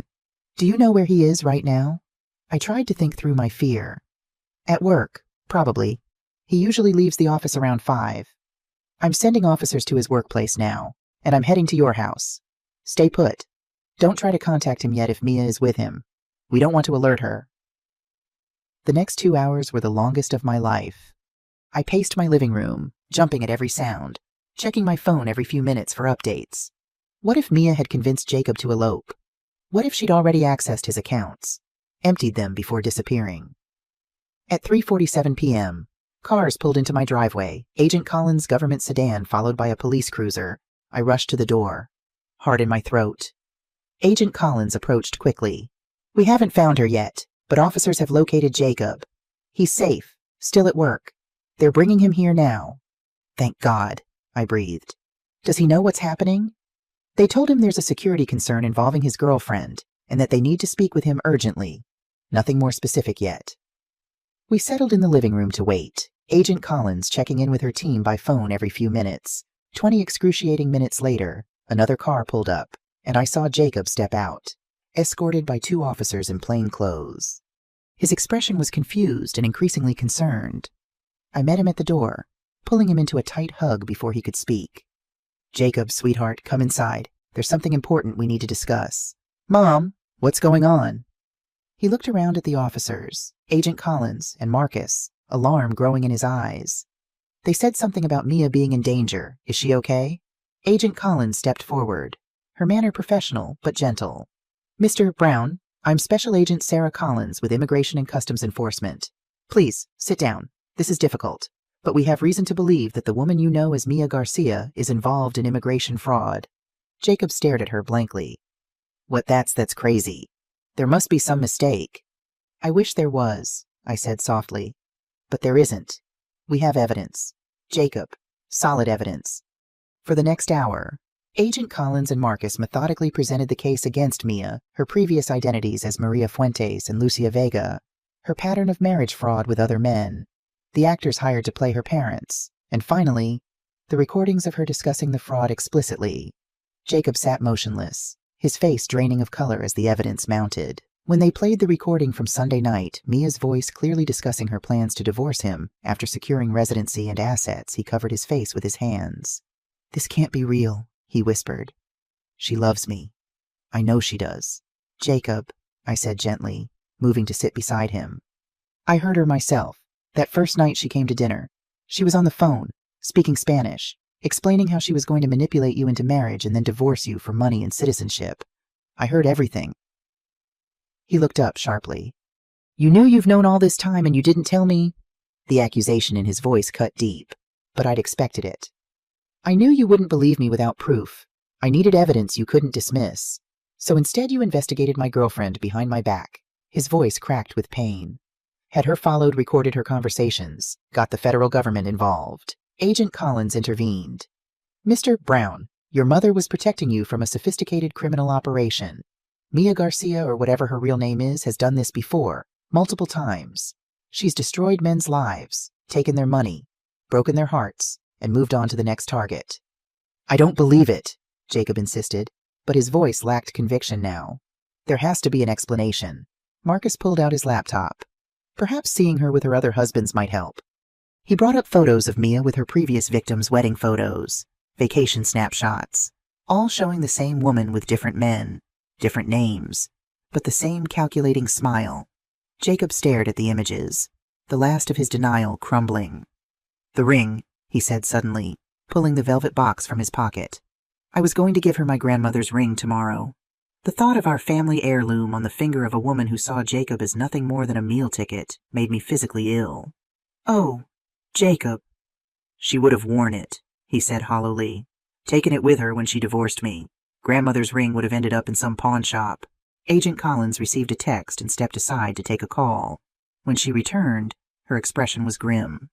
We have a problem. Our agents at the airport have confirmed that Mia Garcia traveling under yet another alias we weren't aware of. Sofia Mendez boarded a flight to Madrid 3 hours ago. She's gone. Jacob sat motionless on my living room sofa, staring at the small velvet ring box in his hands. The news that Mia had fled the country seemed to have drained the last of his resistance. "She's gone," he said flatly. "She just left, without a word." Agent Collins sat across from him, her expression compassionate but professional. This is unfortunately consistent with her pattern. When she senses exposure, she abandons the operation and moves on to a new identity, a new target. "Operation," Jacob repeated, the word hollow in his mouth. "That's all I was to her. An operation." I moved to sit beside him, placing my hand gently on his arm. "Jacob, I'm so sorry." He didn't pull away, but he didn't look at me either. "How long have you known about all of this?" "Since that first dinner," I admitted. "When she spoke Spanish on the phone, thinking I wouldn't understand. That was over a month ago." His voice held no accusation now, just a dull realization. "You've been investigating her all this time." "I knew you wouldn't believe me without proof," I explained softly. "You were so in love with her. If I'd just told you what I'd heard, you would have thought I was jealous or interfering." "You're right." A bitter smile twisted his lips. "I wouldn't have believed you. I would have chosen her." The admission hung in the air between us, painful in its honesty. Agent Collins cleared her throat gently. "Mr. Brown, we'll need a formal statement from you about your relationship with Mia Garcia. Any information you can provide might help us track her movements and potentially identify other victims." Jacob nodded mechanically. "Whatever you need? Though I'm not sure how much help I'll be. Apparently, I didn't know her at all." "That's not true," Marcus interjected kindly. "You knew the person she pretended to be. The fraud was designed to be convincing.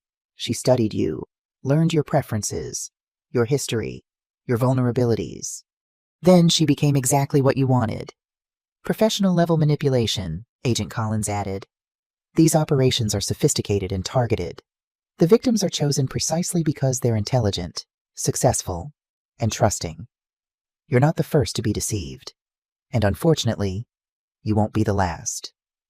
Jacob ran his hands through his hair, a gesture of frustration I'd recognized since his childhood. "What happens now?" "We'll continue pursuing her," Agent Collins explained.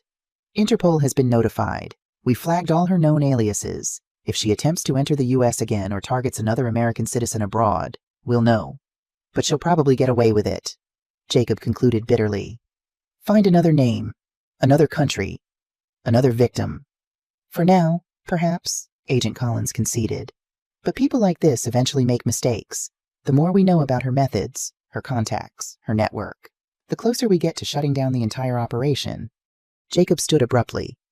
"I need some air." I rose to follow him, but Marcus placed a gentle hand on my shoulder. "Give him space," he advised quietly. "This is a lot to process." Through the window, I watched my son pace the length of the garden, his shoulders hunched against more than just the December chill. The ring box was still clutched in his hand, a painful reminder of dreams now shattered. "What do I do now?" I asked softly, more to myself than to the others. "Be there for him," Agent Collins said simply. "But don't expect him to thank you right away. Finding out you've been deceived by someone you love is traumatic. Finding out your mother knew and was investigating behind your back, that's complicated. I was trying to protect him." "And you did," she assured me.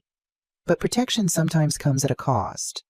Over the next few hours, Jacob gave his statement, answering questions about Mia's habits, her contacts, her possessions, anything that might help authorities track her movements.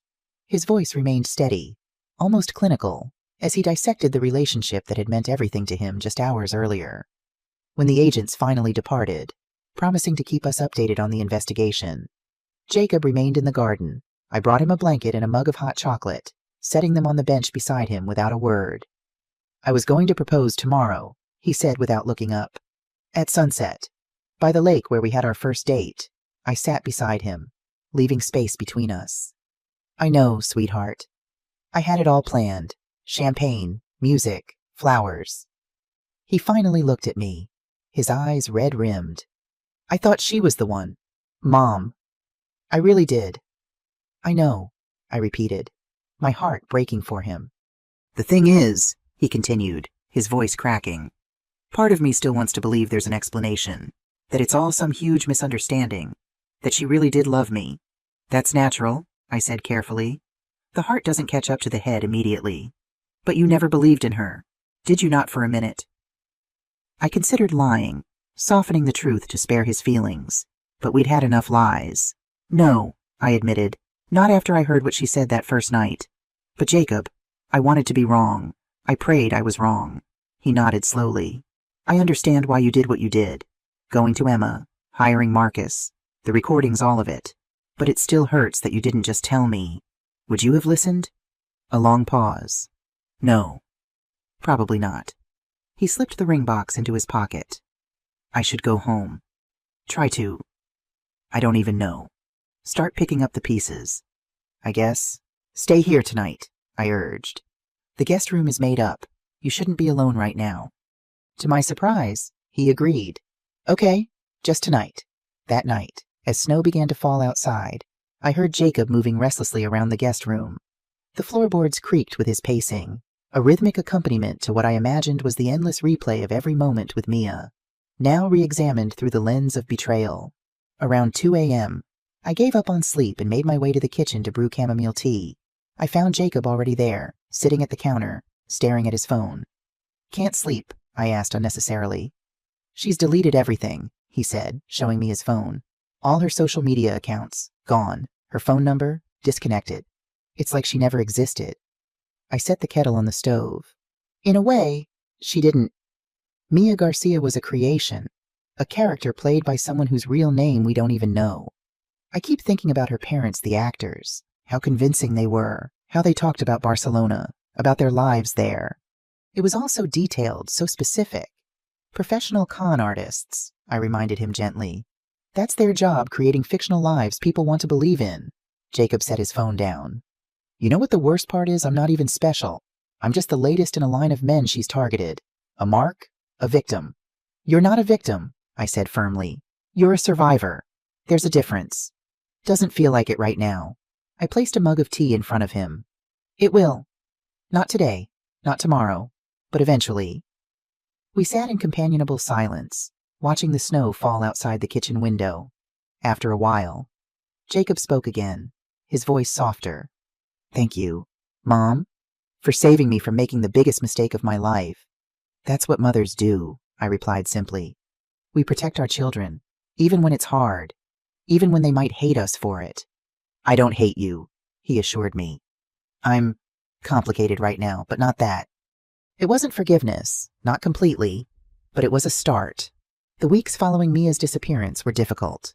Jacob threw himself into work, avoiding social situations and dodging questions about his mysterious Spanish girlfriend who had seemingly vanished overnight. I gave him space, calling regularly but not pushing, being available without hovering. Christmas came and went, a subdued affair at my house with just Jacob and my sister's family. Emma's presence was particularly helpful. Her professional knowledge and matter-of-fact approach to the situation provided Jacob with perspective that I, as his mother, couldn't offer. You're not alone in this, she told him over Christmas dinner. Immigration fraud through marriage affects thousands of Americans every year. Most cases never even get investigated. Lucky me, Jacob replied with a hint of his old sarcasm. I got the full federal investigation. You did, Emma agreed. Because your mother refused to let you become just another statistic. Jacob's eyes met mine across the table. I know, he said quietly. I'm starting to understand what that took. Agent Collins called periodically with updates. Interpol had traced Mia to Madrid but lost her trail after that. They'd identified the organization behind her operation, a loose network of immigration fraud facilitators operating throughout Europe and North America. Several arrests had been made in Miami, including Thomas Blackwell and Diane Rodriguez, the actors who had played Mia's parents. They're cooperating with authorities, Collins informed us in January, providing information about the network in exchange for reduced sentences. Will that help find Mia? Jacob asked, now fully invested in seeing justice done. Possibly. They knew her as Alicia Ramirez, but that's likely just another alias. The real breakthrough would be identifying her handler, the person who selects targets, creates the identities, manages the logistics. By February, Jacob had started therapy with a counselor specializing in relationship fraud trauma. The sessions were helping him work through not just the betrayal by Mia, but the pattern of choosing partners who took advantage of his trusting nature. Dr. Winters says I have a rescuer complex, he told me during Sunday lunch at my house, now a regular ritual again. I'm attracted to people who seem to need saving. Your father had a bit of that too, I admitted. It's not a bad quality, Jacob, compassion is beautiful. It just needs to be balanced with discernment. That's what I'm working on, he said, spearing a piece of broccoli with his fork. Learning to spot the difference between someone who genuinely needs support and someone who's manufacturing vulnerability to manipulate me. His progress was evident, gradual but steady. The hollow look in his eyes had faded. He smiled more, even laughed occasionally. The wound was healing, though I suspected the scar would remain. One rainy March afternoon, Agent Collins called with unexpected news. We found her, Mrs. Brown, or rather, we found the real her. You caught Mia? I asked, heart racing. No, not exactly. We identified who Mia Garcia really is, her actual identity. I sat down, somehow knowing this was important. Who is she? Her real name is Alicia Navarro. She's 32 years old, born in Madrid but raised in Venezuela. She's been involved in various fraud schemes since her early 20s: credit card scams, investment fraud, and for the past 6 years, marriage fraud. Have you arrested her? Not yet. She's still in the wind. But now that we know her true identity, we've uncovered something else, something unexpected. Agent Collins paused, and I could hear papers rustling. Mrs. Brown, the real Mia Garcia exists. She's 29, lives in Barcelona with her parents, works in hotel management, just like Alicia claimed. I felt a chill run down my spine. What are you saying? Alicia didn't just create a fictional persona. She stole the identity of a real woman. She studied Mia Garcia's life through social media for months, built her cover story around Mia's actual experiences. We've made contact with the real Mia, and she had no idea her identity was being used for fraud in America. That poor woman, I murmured. It's worse than that, Collins continued. Because of Alicia's activities using her name, the real Mia Garcia has had her bank accounts frozen pending investigation. Her reputation in her community has been damaged by association with international fraud, and she's facing serious financial difficulties. Her mother is battling cancer, and the medical bills are crippling the family. I closed my eyes, absorbing the ripple effect of Alicia's crimes, how her deception had harmed not just Jacob, but an innocent woman an ocean away. Is there anything we can do? I asked. Actually, yes, Collins replied. We're building a case against Alicia Navarro, and testimony from both Jacob and the real Mia Garcia would strengthen it considerably. We're exploring bringing Miss B. Garcia to the United States to provide an official statement. But if she's struggling financially, that's why I'm calling. The department has limited resources for witness travel. If there were a private citizen willing to help fund Miss B. Garcia's trip, I'll do it, I said immediately. Whatever she needs. 2 weeks later, I stood in the International Arrivals Terminal at Austin Bergstrom Airport, holding a sign with Mia Garcia written in my best handwriting. The irony wasn't lost on me waiting to meet the real version of the woman whose false version had nearly destroyed my son. When she emerged from customs, I recognized her immediately from the photos Agent Collins had shared. She looked remarkably like Alicia's portrayal, petite, dark-haired, with an elegance that seemed effortless. But where Alicia's eyes had held calculation beneath their warmth, this woman's gaze was open, a little nervous, and genuinely kind. Mrs. Brown? She asked in accented English, approaching cautiously. I am Mia, the real one. I think... I couldn't help smiling. Yes, you're definitely the real one. Thank you for coming. The real Mia Garcia settled into the guest room at my house, initially shy but quickly warming to me. Over morning coffee the day after her arrival, she shared her shock at discovering her identity had been stolen. The police came to my apartment in Barcelona, she explained. Her English good but more heavily accented than Alicia's had been.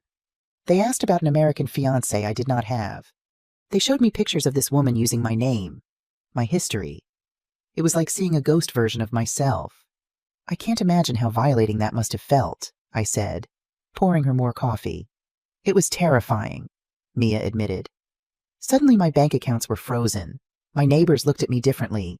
My boss at the hotel questioned me. All because this woman Alicia decided to become me. How did she get your information? Social media, mostly? I am not very private online. I post about my work, my family, my travels. She studied everything: where I went to school, which hotels I worked at, even my favorite books and foods.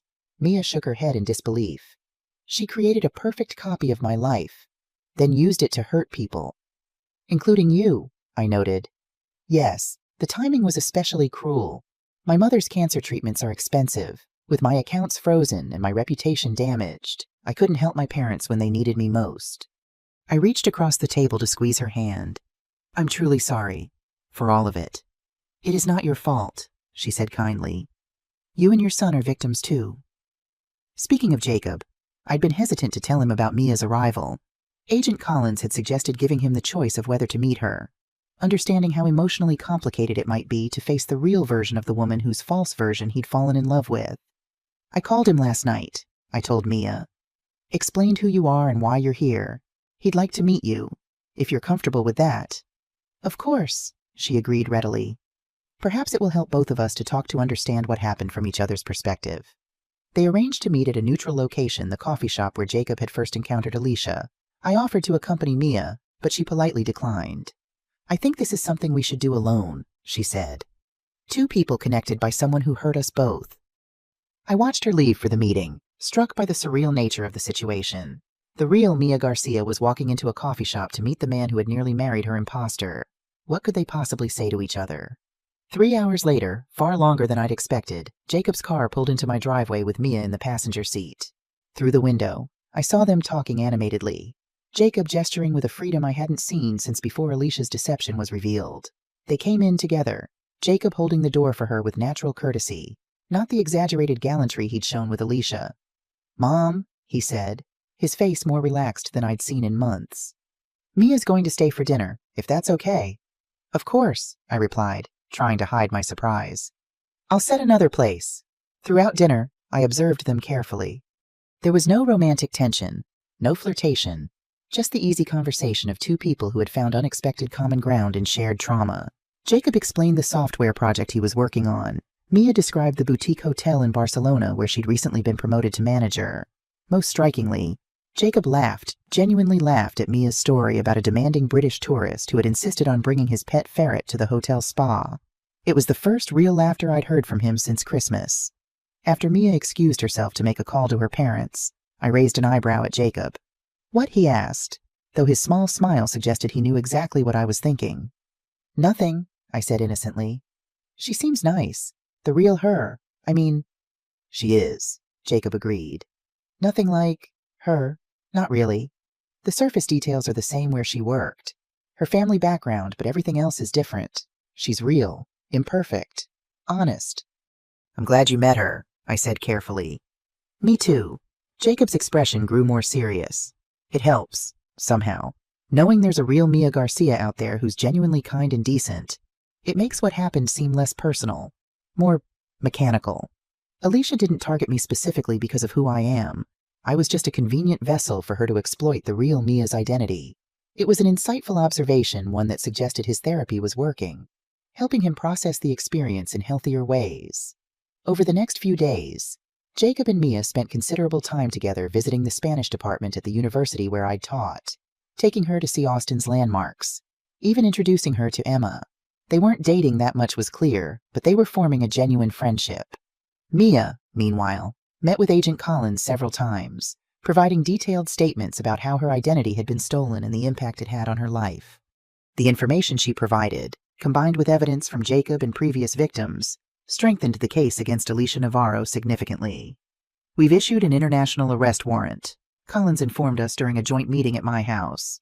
"Interpol has her on their red notice list. If she tries to cross any international border or uses any of her known aliases, she'll be detained."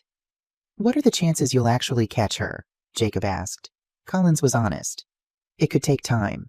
People like Alicia are skilled at disappearing, creating new identities, but we've disrupted her network, arrested several of her facilitators. She's running with fewer resources, fewer allies. Meanwhile, the real Mia suffers," Jacob noted, gesturing to where Mia sat quietly on the sofa. "Her life remains disrupted while Alicia roams free." "Actually," Collins said, "we may have some good news on that front. Our financial crimes unit has been working with Spanish authorities to clear Ms. Garcia's accounts. The freeze should be lifted within the week." Mia's face brightened. "Truly, that would make such a difference for my mother's treatments." "It's the least we can do," Collins assured her. After Collins departed, Mia seemed lost in thought, staring out the window at my garden where spring bulbs were beginning to emerge. "Are you all right?" I asked, joining her. "Just thinking about going home," she replied.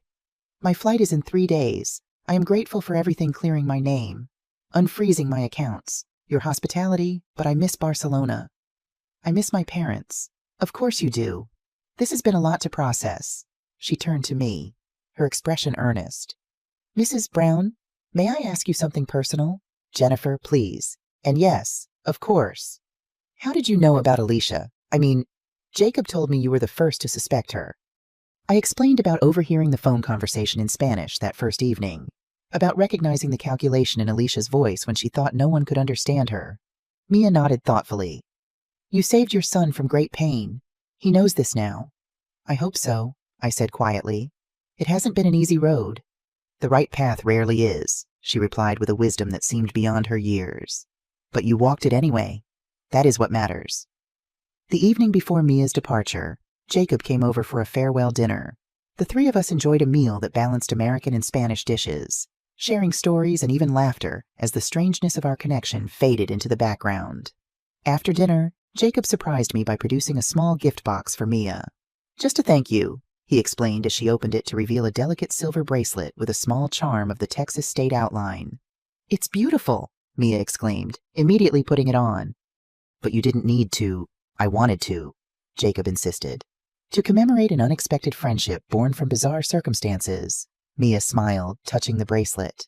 I will treasure it, and perhaps, she hesitated. Perhaps someday, if either of you visit Barcelona, I can show you the real city, not the version Alicia described. I'd like that, Jacob said, his tone warm but not romantic, the response of someone offering genuine friendship without complications. Later, as Jacob was preparing to leave, he lingered in the hallway, waiting until Mia had gone upstairs. Mom, he said quietly, I'm going to be okay. 3 simple words, but they carried the weight of months of pain, healing, and gradual restoration. I know you are, I replied, hugging him tightly. You're stronger than you realize. I've been thinking, he continued, about taking some time off, maybe traveling for a while, clear my head, get some perspective. That sounds like a wonderful idea. Maybe even Spain, he added with a small smile. But not Barcelona. Not yet. That might be a bit much. One step at a time, I agreed. As he drove away, I felt the knot of worry that had lived in my chest since that first dinner with Alicia begin to loosen. Jacob was healing. The wounds would leave scars, but they wouldn't define him. The next morning, I drove Mia to the airport, our conversation easy and warm despite the short acquaintance. Thank you, she said earnestly as we approached the international terminal. For everything. The accommodation, the support, clearing my name. You don't need to thank me, I assured her. If anything, I should thank you for coming all this way to help build the case against Alicia. We both want the same thing, she said simply. Justice, and perhaps a little closure. I walked her as far as security would allow, watching as she joined the line for passport control. Just before she disappeared from view, she turned and waved, a genuine smile lighting her face. Driving home, I reflected on the strange journey of the past few months from that first dinner where I'd overheard Alicia's true intentions to this moment of unexpected resolution. Not the ending anyone had anticipated, but perhaps a better one than we might have hoped for under the circumstances.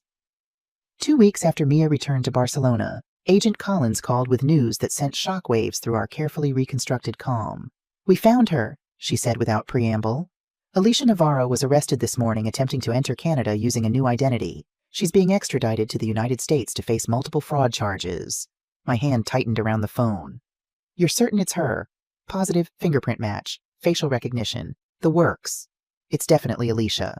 Does Jacob know? Not yet. I wanted to inform you first. Give you the chance to decide how to handle it. I thought carefully about my son's progress, the delicate balance he'd achieved in recent weeks. He should hear it from me, I decided. And then we'll need him to identify her, provide testimony.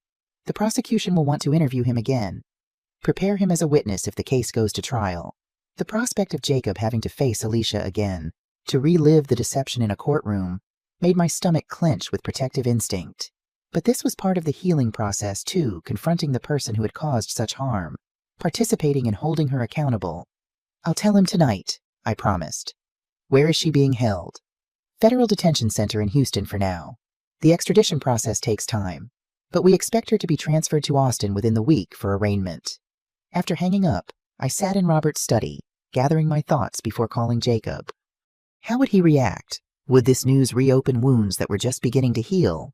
Or would it provide the closure he needed when I finally reached him? His reaction surprised me. They caught her. His voice was calm, controlled. Where? I explained what Collins had told me, including the need for his testimony. I'll do whatever they need, he said without hesitation. She needs to face consequences.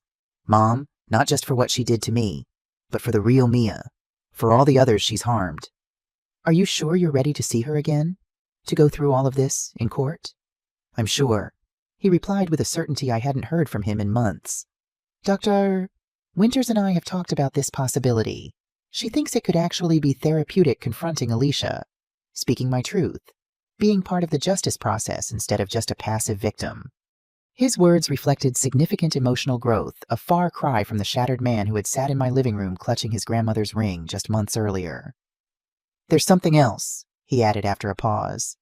I've been thinking about contacting her other victims, Richard Donovan and Michael Pearson, the men she defrauded before me. Why? I asked, genuinely curious. Because we're connected by this experience. Because maybe talking to others who've been through it would help all of us process what happened. Create something positive from something terrible. It was a thoughtful, compassionate approach, finding community in shared trauma, working collectively toward healing. 5 days later, Jacob and I sat in the austere conference room at the federal prosecutor's office in downtown Austin. Assistant U.S. Attorney Melissa Rodriguez spread files across the table, laying out the case against Alicia Navarro. We're charging her with multiple counts of mail fraud, wire fraud, identity theft, and immigration fraud, she explained. The evidence is substantial financial records, communication with co-conspirators, testimony from previous victims. With your statements added, Mr. Brown, we have an extremely strong case. What kind of sentence are we looking at? Jacob asked. If convicted on all counts, she's facing 15 to 20 years, Rodriguez replied. Though realistically, with plea bargaining, probably 8 to 10. Jacob nodded, absorbing this information. And the others involved the actors who played her parents. Thomas Blackwell and Diane Rodriguez have already pleaded guilty to lesser charges in exchange for cooperation. They're providing valuable information about the broader network. What about the real Mia? I asked. Has she been formally cleared of any involvement? Yes, completely. We've issued official documentation confirming she was a victim of identity theft, not a participant in the fraud.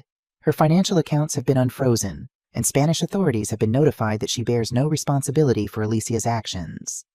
Relief washed over me. At least one innocent person had been fully exonerated. When will I need to identify her? Jacob asked, his voice steady. We've arranged a lineup for tomorrow morning, Rodriguez explained. You'll view the suspects through one-way glass. She won't be able to see you. Jacob's jaw tightened almost imperceptibly. I'd rather face her directly. Rodriguez looked surprised. That's not standard procedure, Mr. Brown, and it could potentially traumatize. I'm not traumatized, Jacob interrupted firmly.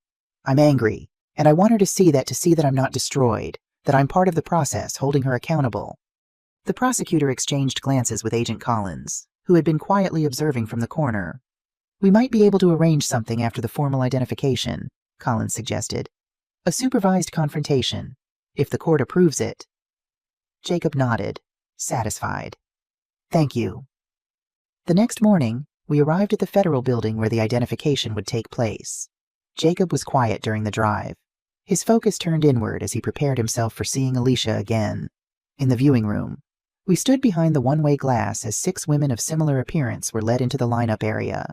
Alicia, or a woman who might be Alicia, stood in position number 4, wearing the same orange jumpsuit as the others. Her hair was pulled back severely, her face devoid of makeup, but there was no mistaking those calculating eyes.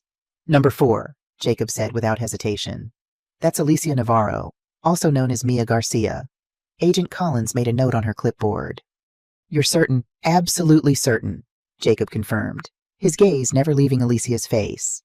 I was engaged to her. I would recognize her anywhere. After the formal identification was complete, Collins spoke quietly with several officials. We've arranged for you to speak with her briefly. It's unusual, but given the circumstances and the strength of the case, the prosecutor has approved it. Jacob straightened his shoulders. I'm ready. They led us to an interview room, sterile, institutional, with a table bolted to the floor and chairs on either side. We waited in silence until the door opened and 2 guards escorted Alicia inside. Her hands were cuffed in front of her, but she walked with the same elegant posture I remembered. her head held high despite the circumstances. She showed no surprise at seeing Jacob, only a flicker of calculation crossing her features before her expression settled into practiced neutrality. "Jacob," she said, her voice softer than I remembered, more heavily accented, no longer maintaining the perfect American-influenced Spanish accent she'd cultivated as Mia. "I didn't expect to see you here." "I imagine there are many things you didn't expect," he replied evenly. "Being caught, for instance." A ghost of a smile touched her lips. "Everyone makes mistakes eventually." "Is that what I was to you?" "A mistake?" She regarded him thoughtfully, her head tilted slightly. "You were a job, Jacob, a target that matched the profile. Nothing more, nothing less." The brutal honesty seemed to satisfy him more than any excuse or justification might have. "Did you ever feel anything real, even once?" Alicia considered the question, and for a moment, something almost human flickered behind her eyes. "You were kind," she said finally. "Kinder than most. I appreciated that, even if it didn't change anything." Jacob nodded, as if this confirmed something he'd already suspected. "I've met the real Mia Garcia," he said, watching her reaction closely. "The woman whose identity you stole." Surprise registered briefly before she controlled it. "Have you? How enterprising of you. She's nothing like you pretended to be. She's genuine, decent, everything you're not. And yet you fell in love with my version of her," Alicia pointed out, a hint of her old arrogance surfacing. "What does that say about what you truly want in a partner? I wonder." I tensed, ready to intervene, but Jacob didn't take the bait. "It says I was deceived by a professional liar," he replied calmly. "But I'm not here to be manipulated again. I'm here to tell you that you failed. You didn't destroy me. You didn't get what you wanted. And now you're going to face consequences while I move forward with my life." Alicia's facade cracked slightly, annoyance flashing across her features. "Your mother," she said, glancing at me for the first time. "She ruined everything. The perfect operation, destroyed by an old woman who happened to speak Spanish." "Not an old woman," I corrected, meeting her gaze steadily. "A mother protecting her son. You should have done better research." Alicia's laugh held no humor. Clearly, a rare oversight in an otherwise flawless performance. "Not so flawless," Jacob countered. "Marcus Reynolds identified your previous identities within weeks. The actors you hired as parents made elementary mistakes about Barcelona. You were never as clever as you thought you were." The barb struck home. I could see it in the tightening of her jaw, the narrowing of her eyes.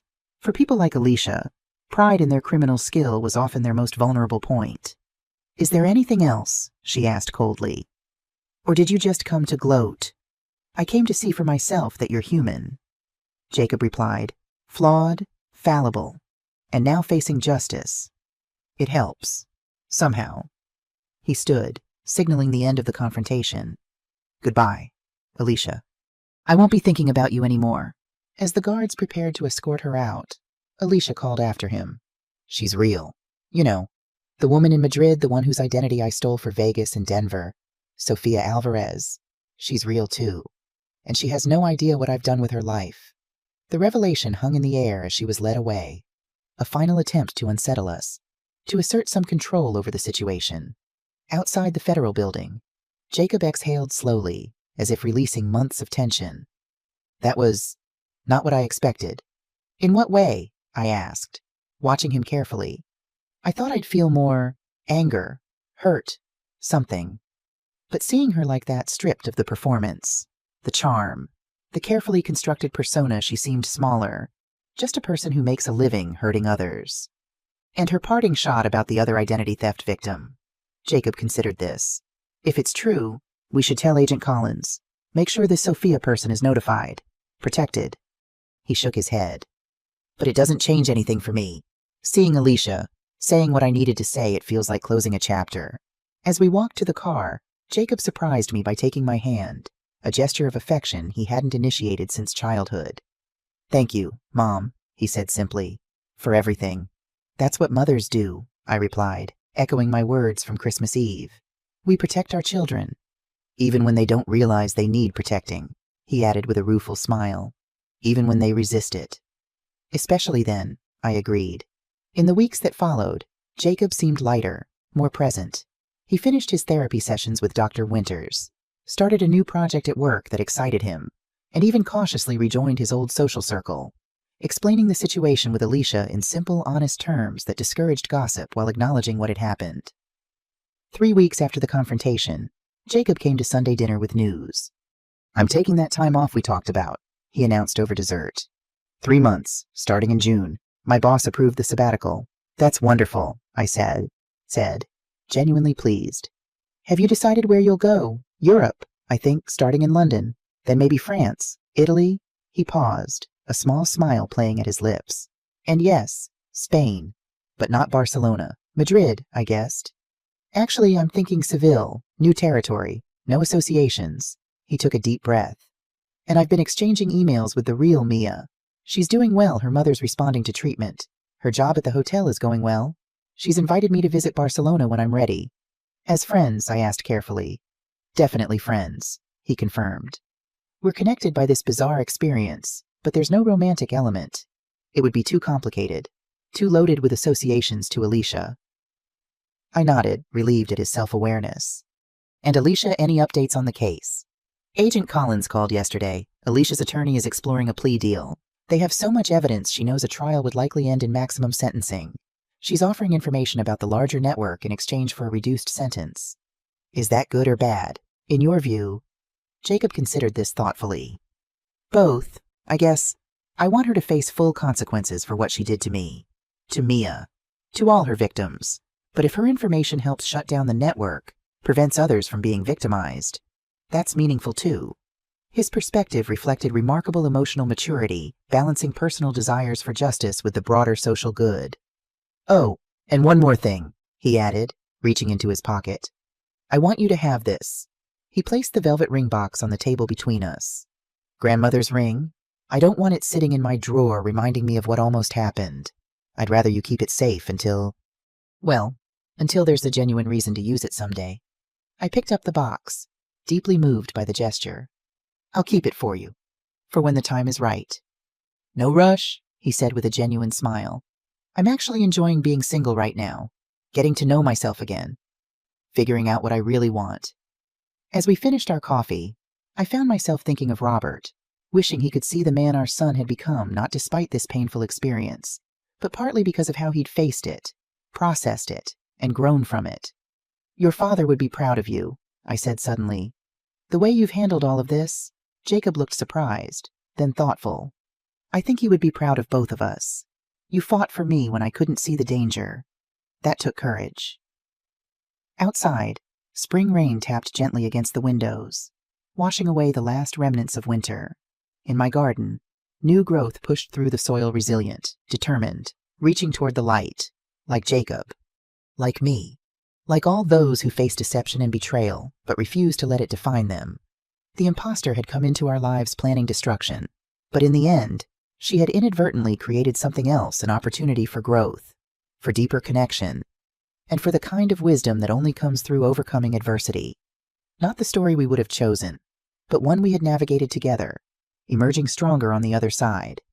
6 months after Alicia Navarro's arrest, life had settled into a new normal. Jacob was halfway through his European sabbatical, sending regular updates from historic cities and coastal villages.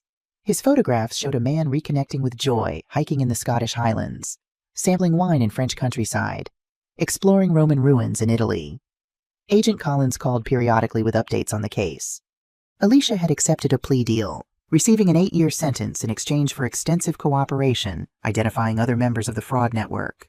Her information had led to dozens of arrests across 3 countries, disrupting a criminal enterprise that had victimized hundreds of Americans. "She'll be eligible for parole in 5 years, Collins explained during her latest call. "With good behavior, possibly less, but her testimony has been invaluable. We've identified at least 20 other victims of similar schemes." "Including this Sophia person she mentioned?" I asked, remembering Alicia's parting revelation. "Yes, Sophia Alvarez. We found her in Madrid, another identity theft victim who had no idea her personal details were being used for fraud in America. Her situation is similar to Mia Garcia's: financial accounts frozen, reputation damaged, employment difficulties." "Has anyone spoken with her directly?" "Spanish authorities have. She's cooperating with the investigation, but her circumstances are challenging. She's a single mother caring for an elderly father with Parkinson's disease." The financial disruption from the identity theft has been devastating for her family. Something about Sophia's situation touched me deeply, another innocent bystander caught in Alicia's web of deception, struggling with consequences she'd done nothing to deserve. Is there any way to help her? I asked. Like we did with Mia. Officially, our jurisdiction is limited, Collins admitted. But unofficially, if a private citizen wanted to reach out, offer support, that would be entirely up to them. I understood the subtle suggestion. Just as I'd helped bring Mia to Austin to provide testimony, I could potentially do something similar for Sophia. After careful consideration and consultation with Jacob, who was enthusiastic about the idea, I arranged to travel to Madrid. Agent Collins provided contact information for Sofia Alvarez, along with an introduction explaining my connection to the case. 2 weeks later, I sat at an outdoor cafe in Madrid's Plaza Mayor, waiting nervously for a woman whose identity had been entangled with our family's story through no choice of her own. I recognized her from the photographs Collins had shared, dark hair pulled back in a practical ponytail, intelligent eyes tired from worry, a graceful way of moving despite obvious exhaustion. She approached cautiously, scanning the cafe before spotting me. "Mrs. Brown?" she asked in accented but clear English. "Yes," I confirmed, standing to greet her. "Thank you for meeting me, Ms. Alvarez. Sophia, please." She settled across from me, ordering coffee when the waiter appeared. "Agent Collins explained your situation. Your son was another victim of this woman." "Yes, Jacob nearly married her, believing she was Mia Garcia." Sophia shook her head in disbelief. "And I was her identity for the previous frauds, in Las Vegas and Denver. It is still difficult to comprehend." Over the next hour, Sophia shared her story, how Spanish authorities had questioned her about marriages she'd never entered into, how her bank had frozen her accounts pending investigation of suspicious transactions, how her employer had placed her on unpaid leave until her name was cleared. "The worst part is the timing," she explained, stirring her coffee absently. "My father's medication is expensive. Without access to my accounts, I've had to borrow money, take on debt, reduce his treatments. That's why I wanted to meet with you," I said carefully. "I know money can't undo the damage Alicia has caused, but I'd like to help ease the financial burden while your situation is being resolved." Sophia's expression registered surprise, then wariness. "That is very kind, but why would you do this? We are strangers." "Connected by circumstance," I replied. "What Alicia did affected both our families. Helping you feels like creating something positive from something terrible." She studied me thoughtfully. "Your son, Jacob, he suggested this. He did, actually. He's traveling in Europe now, healing from his own experience with Alicia. When I told him about your situation, he immediately asked how we could help." A smile softened Sophia's tired features. "He must be a good man." "He is," I agreed. "Despite everything, or perhaps because of it, he's become even more compassionate." We discussed practical arrangements, how financial assistance could help with her father's medical needs, legal fees for clearing her name, and temporary living expenses until her accounts were unfrozen. Sophia was proud but practical, accepting help with dignity rather than desperation. As our meeting concluded, Sophia reached across the table to take my hand. "Mrs. Brown Jennifer, thank you. Not just for the financial help, but for seeing me as a person, not just another victim in this story. We're all more than what happens to us," I replied, thinking of Jacob's journey from devastation to renewal. Back in my hotel room that evening, I called Jacob, now in Portugal, to update him on the meeting. "How is she?" he asked immediately. "Resilient," I replied. "Exhausted, worried about her father, but determined to move forward. Reminds me a bit of the real Mia. Actually, there's a genuineness to her that Alicia could never truly imitate." "I'm glad you met her," Jacob said. "It completes the circle somehow." "That's exactly how it feels," I agreed. "Like finding all the pieces of a puzzle we didn't know we were solving." "Speaking of completing circles," Jacob said, his tone shifting slightly, "I've decided to visit Barcelona next week." "To see Mia?" I asked carefully. "Yes, she's offered to show me the real Barcelona, not the version Alicia described." "As friends," he added quickly. "It feels like an important step reclaiming the experience, separating it from the fraud." "I think that's healthy," I assured him. "Creating new, authentic memories to replace the false ones. That's what this whole trip has been about," Jacob reflected. "Rediscovering what's real in the world and in myself." After our call, I stood by the hotel window, watching Madrid's evening lights flicker to life across the ancient city. From my vantage point, I could see families gathering for dinner, couples strolling hand in hand, the ordinary rhythm of lives untouched by the kind of deception that had altered our family's course. Yet even in that deception, we'd found unexpected gifts, deeper trust between Jacob and me, connections with genuinely good people like Mia and Sophia, and most importantly, the discovery of our own resilience. The next morning, I received an email from Sophia with a photograph attached, her father in his wheelchair, smiling broadly, holding a sign that read, "Thank you, Brown family," in carefully printed English. Her accompanying message was simple: "Your kindness has brought light to a dark time. My father's new medication begins tomorrow." I forwarded the photo to Jacob, adding, "Sometimes the best response to deception is creating truth elsewhere." His reply came minutes later. "Exactly. See you when I get home. Love you, Mom." 3 days later, as I prepared to return to Austin, Sophia invited me to dinner at her modest apartment. Her father, Miguel, greeted me warmly, his hands trembling from Parkinson's but his spirit vibrant. Sophia's 7-year-old daughter, Elena, showed me her school books and practiced her limited English with charming determination. Over a home-cooked meal of traditional Spanish dishes, we talked about family, resilience, and the strange circumstances that had brought us together. Miguel, with Sophia translating his more complex thoughts, spoke philosophically about finding unexpected connections in adversity. "He says that bad people can steal identities, money, even time," Sophia translated.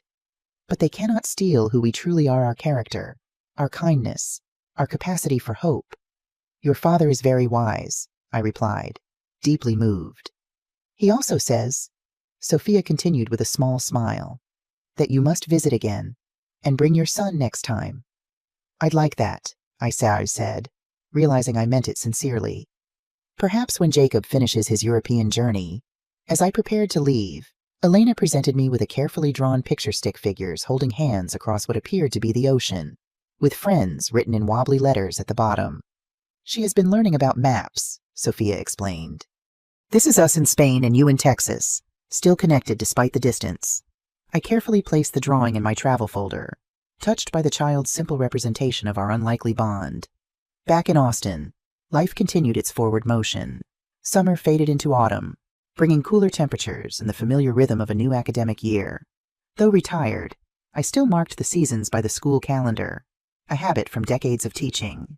Jacob returned from Europe in early October, tanned, relaxed, and noticeably more at peace than when he'd left. His visit with Mia in Barcelona had been healing. He reported walking the real streets of her neighborhood, meeting her actual parents, separating the authentic experience from Alicia's calculated fabrication. "She's doing well," he told me over dinner his first night back. "The hotel promoted her again. Her mother's cancer is in remission. She's dating someone new, a local chef she's known for years." "And how was that for you?" I asked carefully. Jacob smiled, understanding my concern. "Completely fine. I'm genuinely happy for her. What I felt for Alicia's version of Mia was never real. It was a response to a carefully crafted performance designed to manipulate me. Seeing the actual Mia happy in her real life feels appropriate. Right. His insight reflected significant emotional growth, the ability to distinguish between authentic connection and manufactured intimacy, between the person he thought he loved and the performance designed to exploit him. "I have something for you," he said, reaching into his bag. He pulled out a small package wrapped in tissue paper. "From Sophia and her family. I stopped in Madrid on my way home." Inside was a beautiful hand-painted ceramic tile depicting a bridge spanning a river, with puentes no muros written along the bottom. "Bridges, not walls," Jacob translated unnecessarily. "You met them?" I asked, touched by the gift's symbolism. "For dinner," he confirmed. "Elena has grown an inch since you saw her. Miguel is responding well to the new medication. His tremors are much less pronounced. Sophia has been reinstated at her job with back pay, thanks to the documentation from Agent Collins clearing her name." "I'm so glad," they said, carefully placing the tile on my mantelpiece. "They're good people who deserve none of what happened to them." "Like us," Jacob added quietly. "Good people caught in someone else's deception." 6 weeks later, as Thanksgiving approached, Jacob surprised me with an unexpected proposal. "I've been thinking," he said during our Sunday coffee ritual. "Why don't we do something different for Thanksgiving this year? Create new traditions instead of revisiting old ones." The suggestion made perfect sense. Last Thanksgiving had been the disastrous dinner with Alicia's fake parents, a painful memory neither of us wished to revisit. What did you have in mind? I asked. Actually, he looked slightly sheepish. I've invited some guests. I hope that's okay. Before I could ask who, he continued, Mia is coming to Texas for a hotel management conference that week. She asked if she could visit Austin while she's here, and I thought, why not invite Sophia and her family too? The conference is sponsoring Mia's trip, but I've offered to cover travel for Sophia, Miguel, and Elena. I stared at him, processing this unexpected suggestion. You want to have Thanksgiving with all of Alicia's identity theft victims. When he put it that way, it sounded bizarre, even darkly comical, but Jacob's expression was earnest.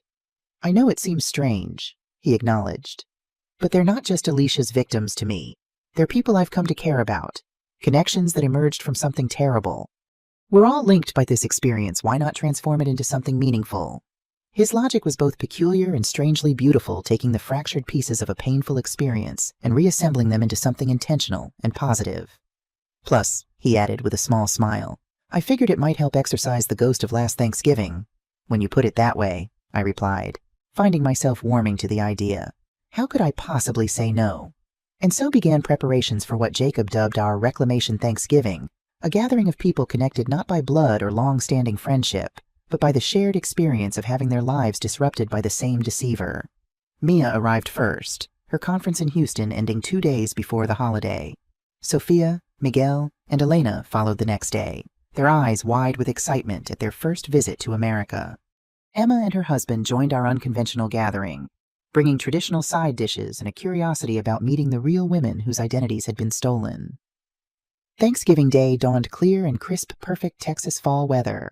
As I prepared the turkey, surrounded by new friends speaking a mixture of English and Spanish, I marveled at the unexpected community that had formed from the ashes of deception. Mia and Sophia, initially connected only by their shared experience as Alicia's unwitting identity sources, discovered common interests in literature and music.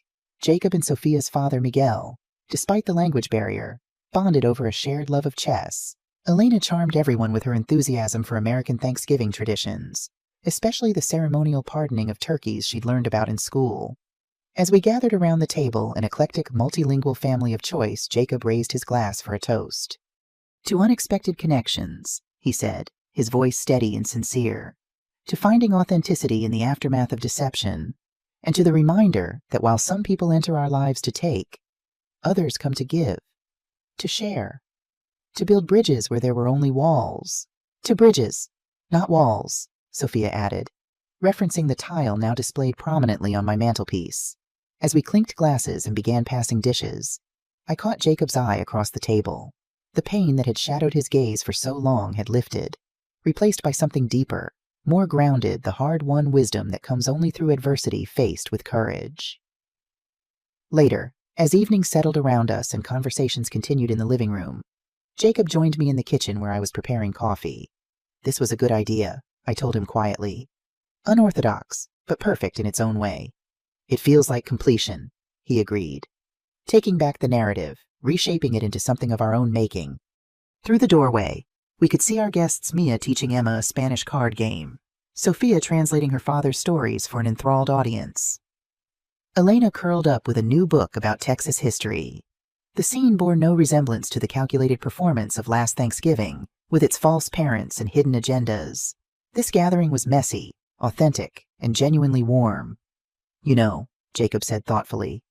In a strange way, we owe Alicia something. Not gratitude, never that, but acknowledgement that her deception ultimately led us here, to these relationships, to this moment. To growth, I added. For both of us. Especially for me, he admitted. I've learned to look beneath surfaces, to value authenticity over performance, to trust my instincts and yours. I squeezed his hand. Words unnecessary between us. In the living room, someone suggested music. Sophia's clear voice began a Spanish folk song, soon joined by her father's rougher baritone. Mia added harmony, while Emma and her husband listened appreciatively. Elena danced in small circles, her shadow elongated by the firelight against the wall. Outside, stars appeared in the November sky, bright points of light in the darkness like truth emerging from deception, like authentic connections forged in the aftermath of fraud, like the resilient spirit that allows humans to transform pain into meaning. The imposter who had entered our lives intending harm had inadvertently created this moment of genuine community, this celebration of resilience and renewal. It wasn't the ending anyone had anticipated, but it was better, richer, more authentic than anything Alicia Navarro could have fabricated with all her calculated charm. And in that unexpected grace, we found our most complete victory.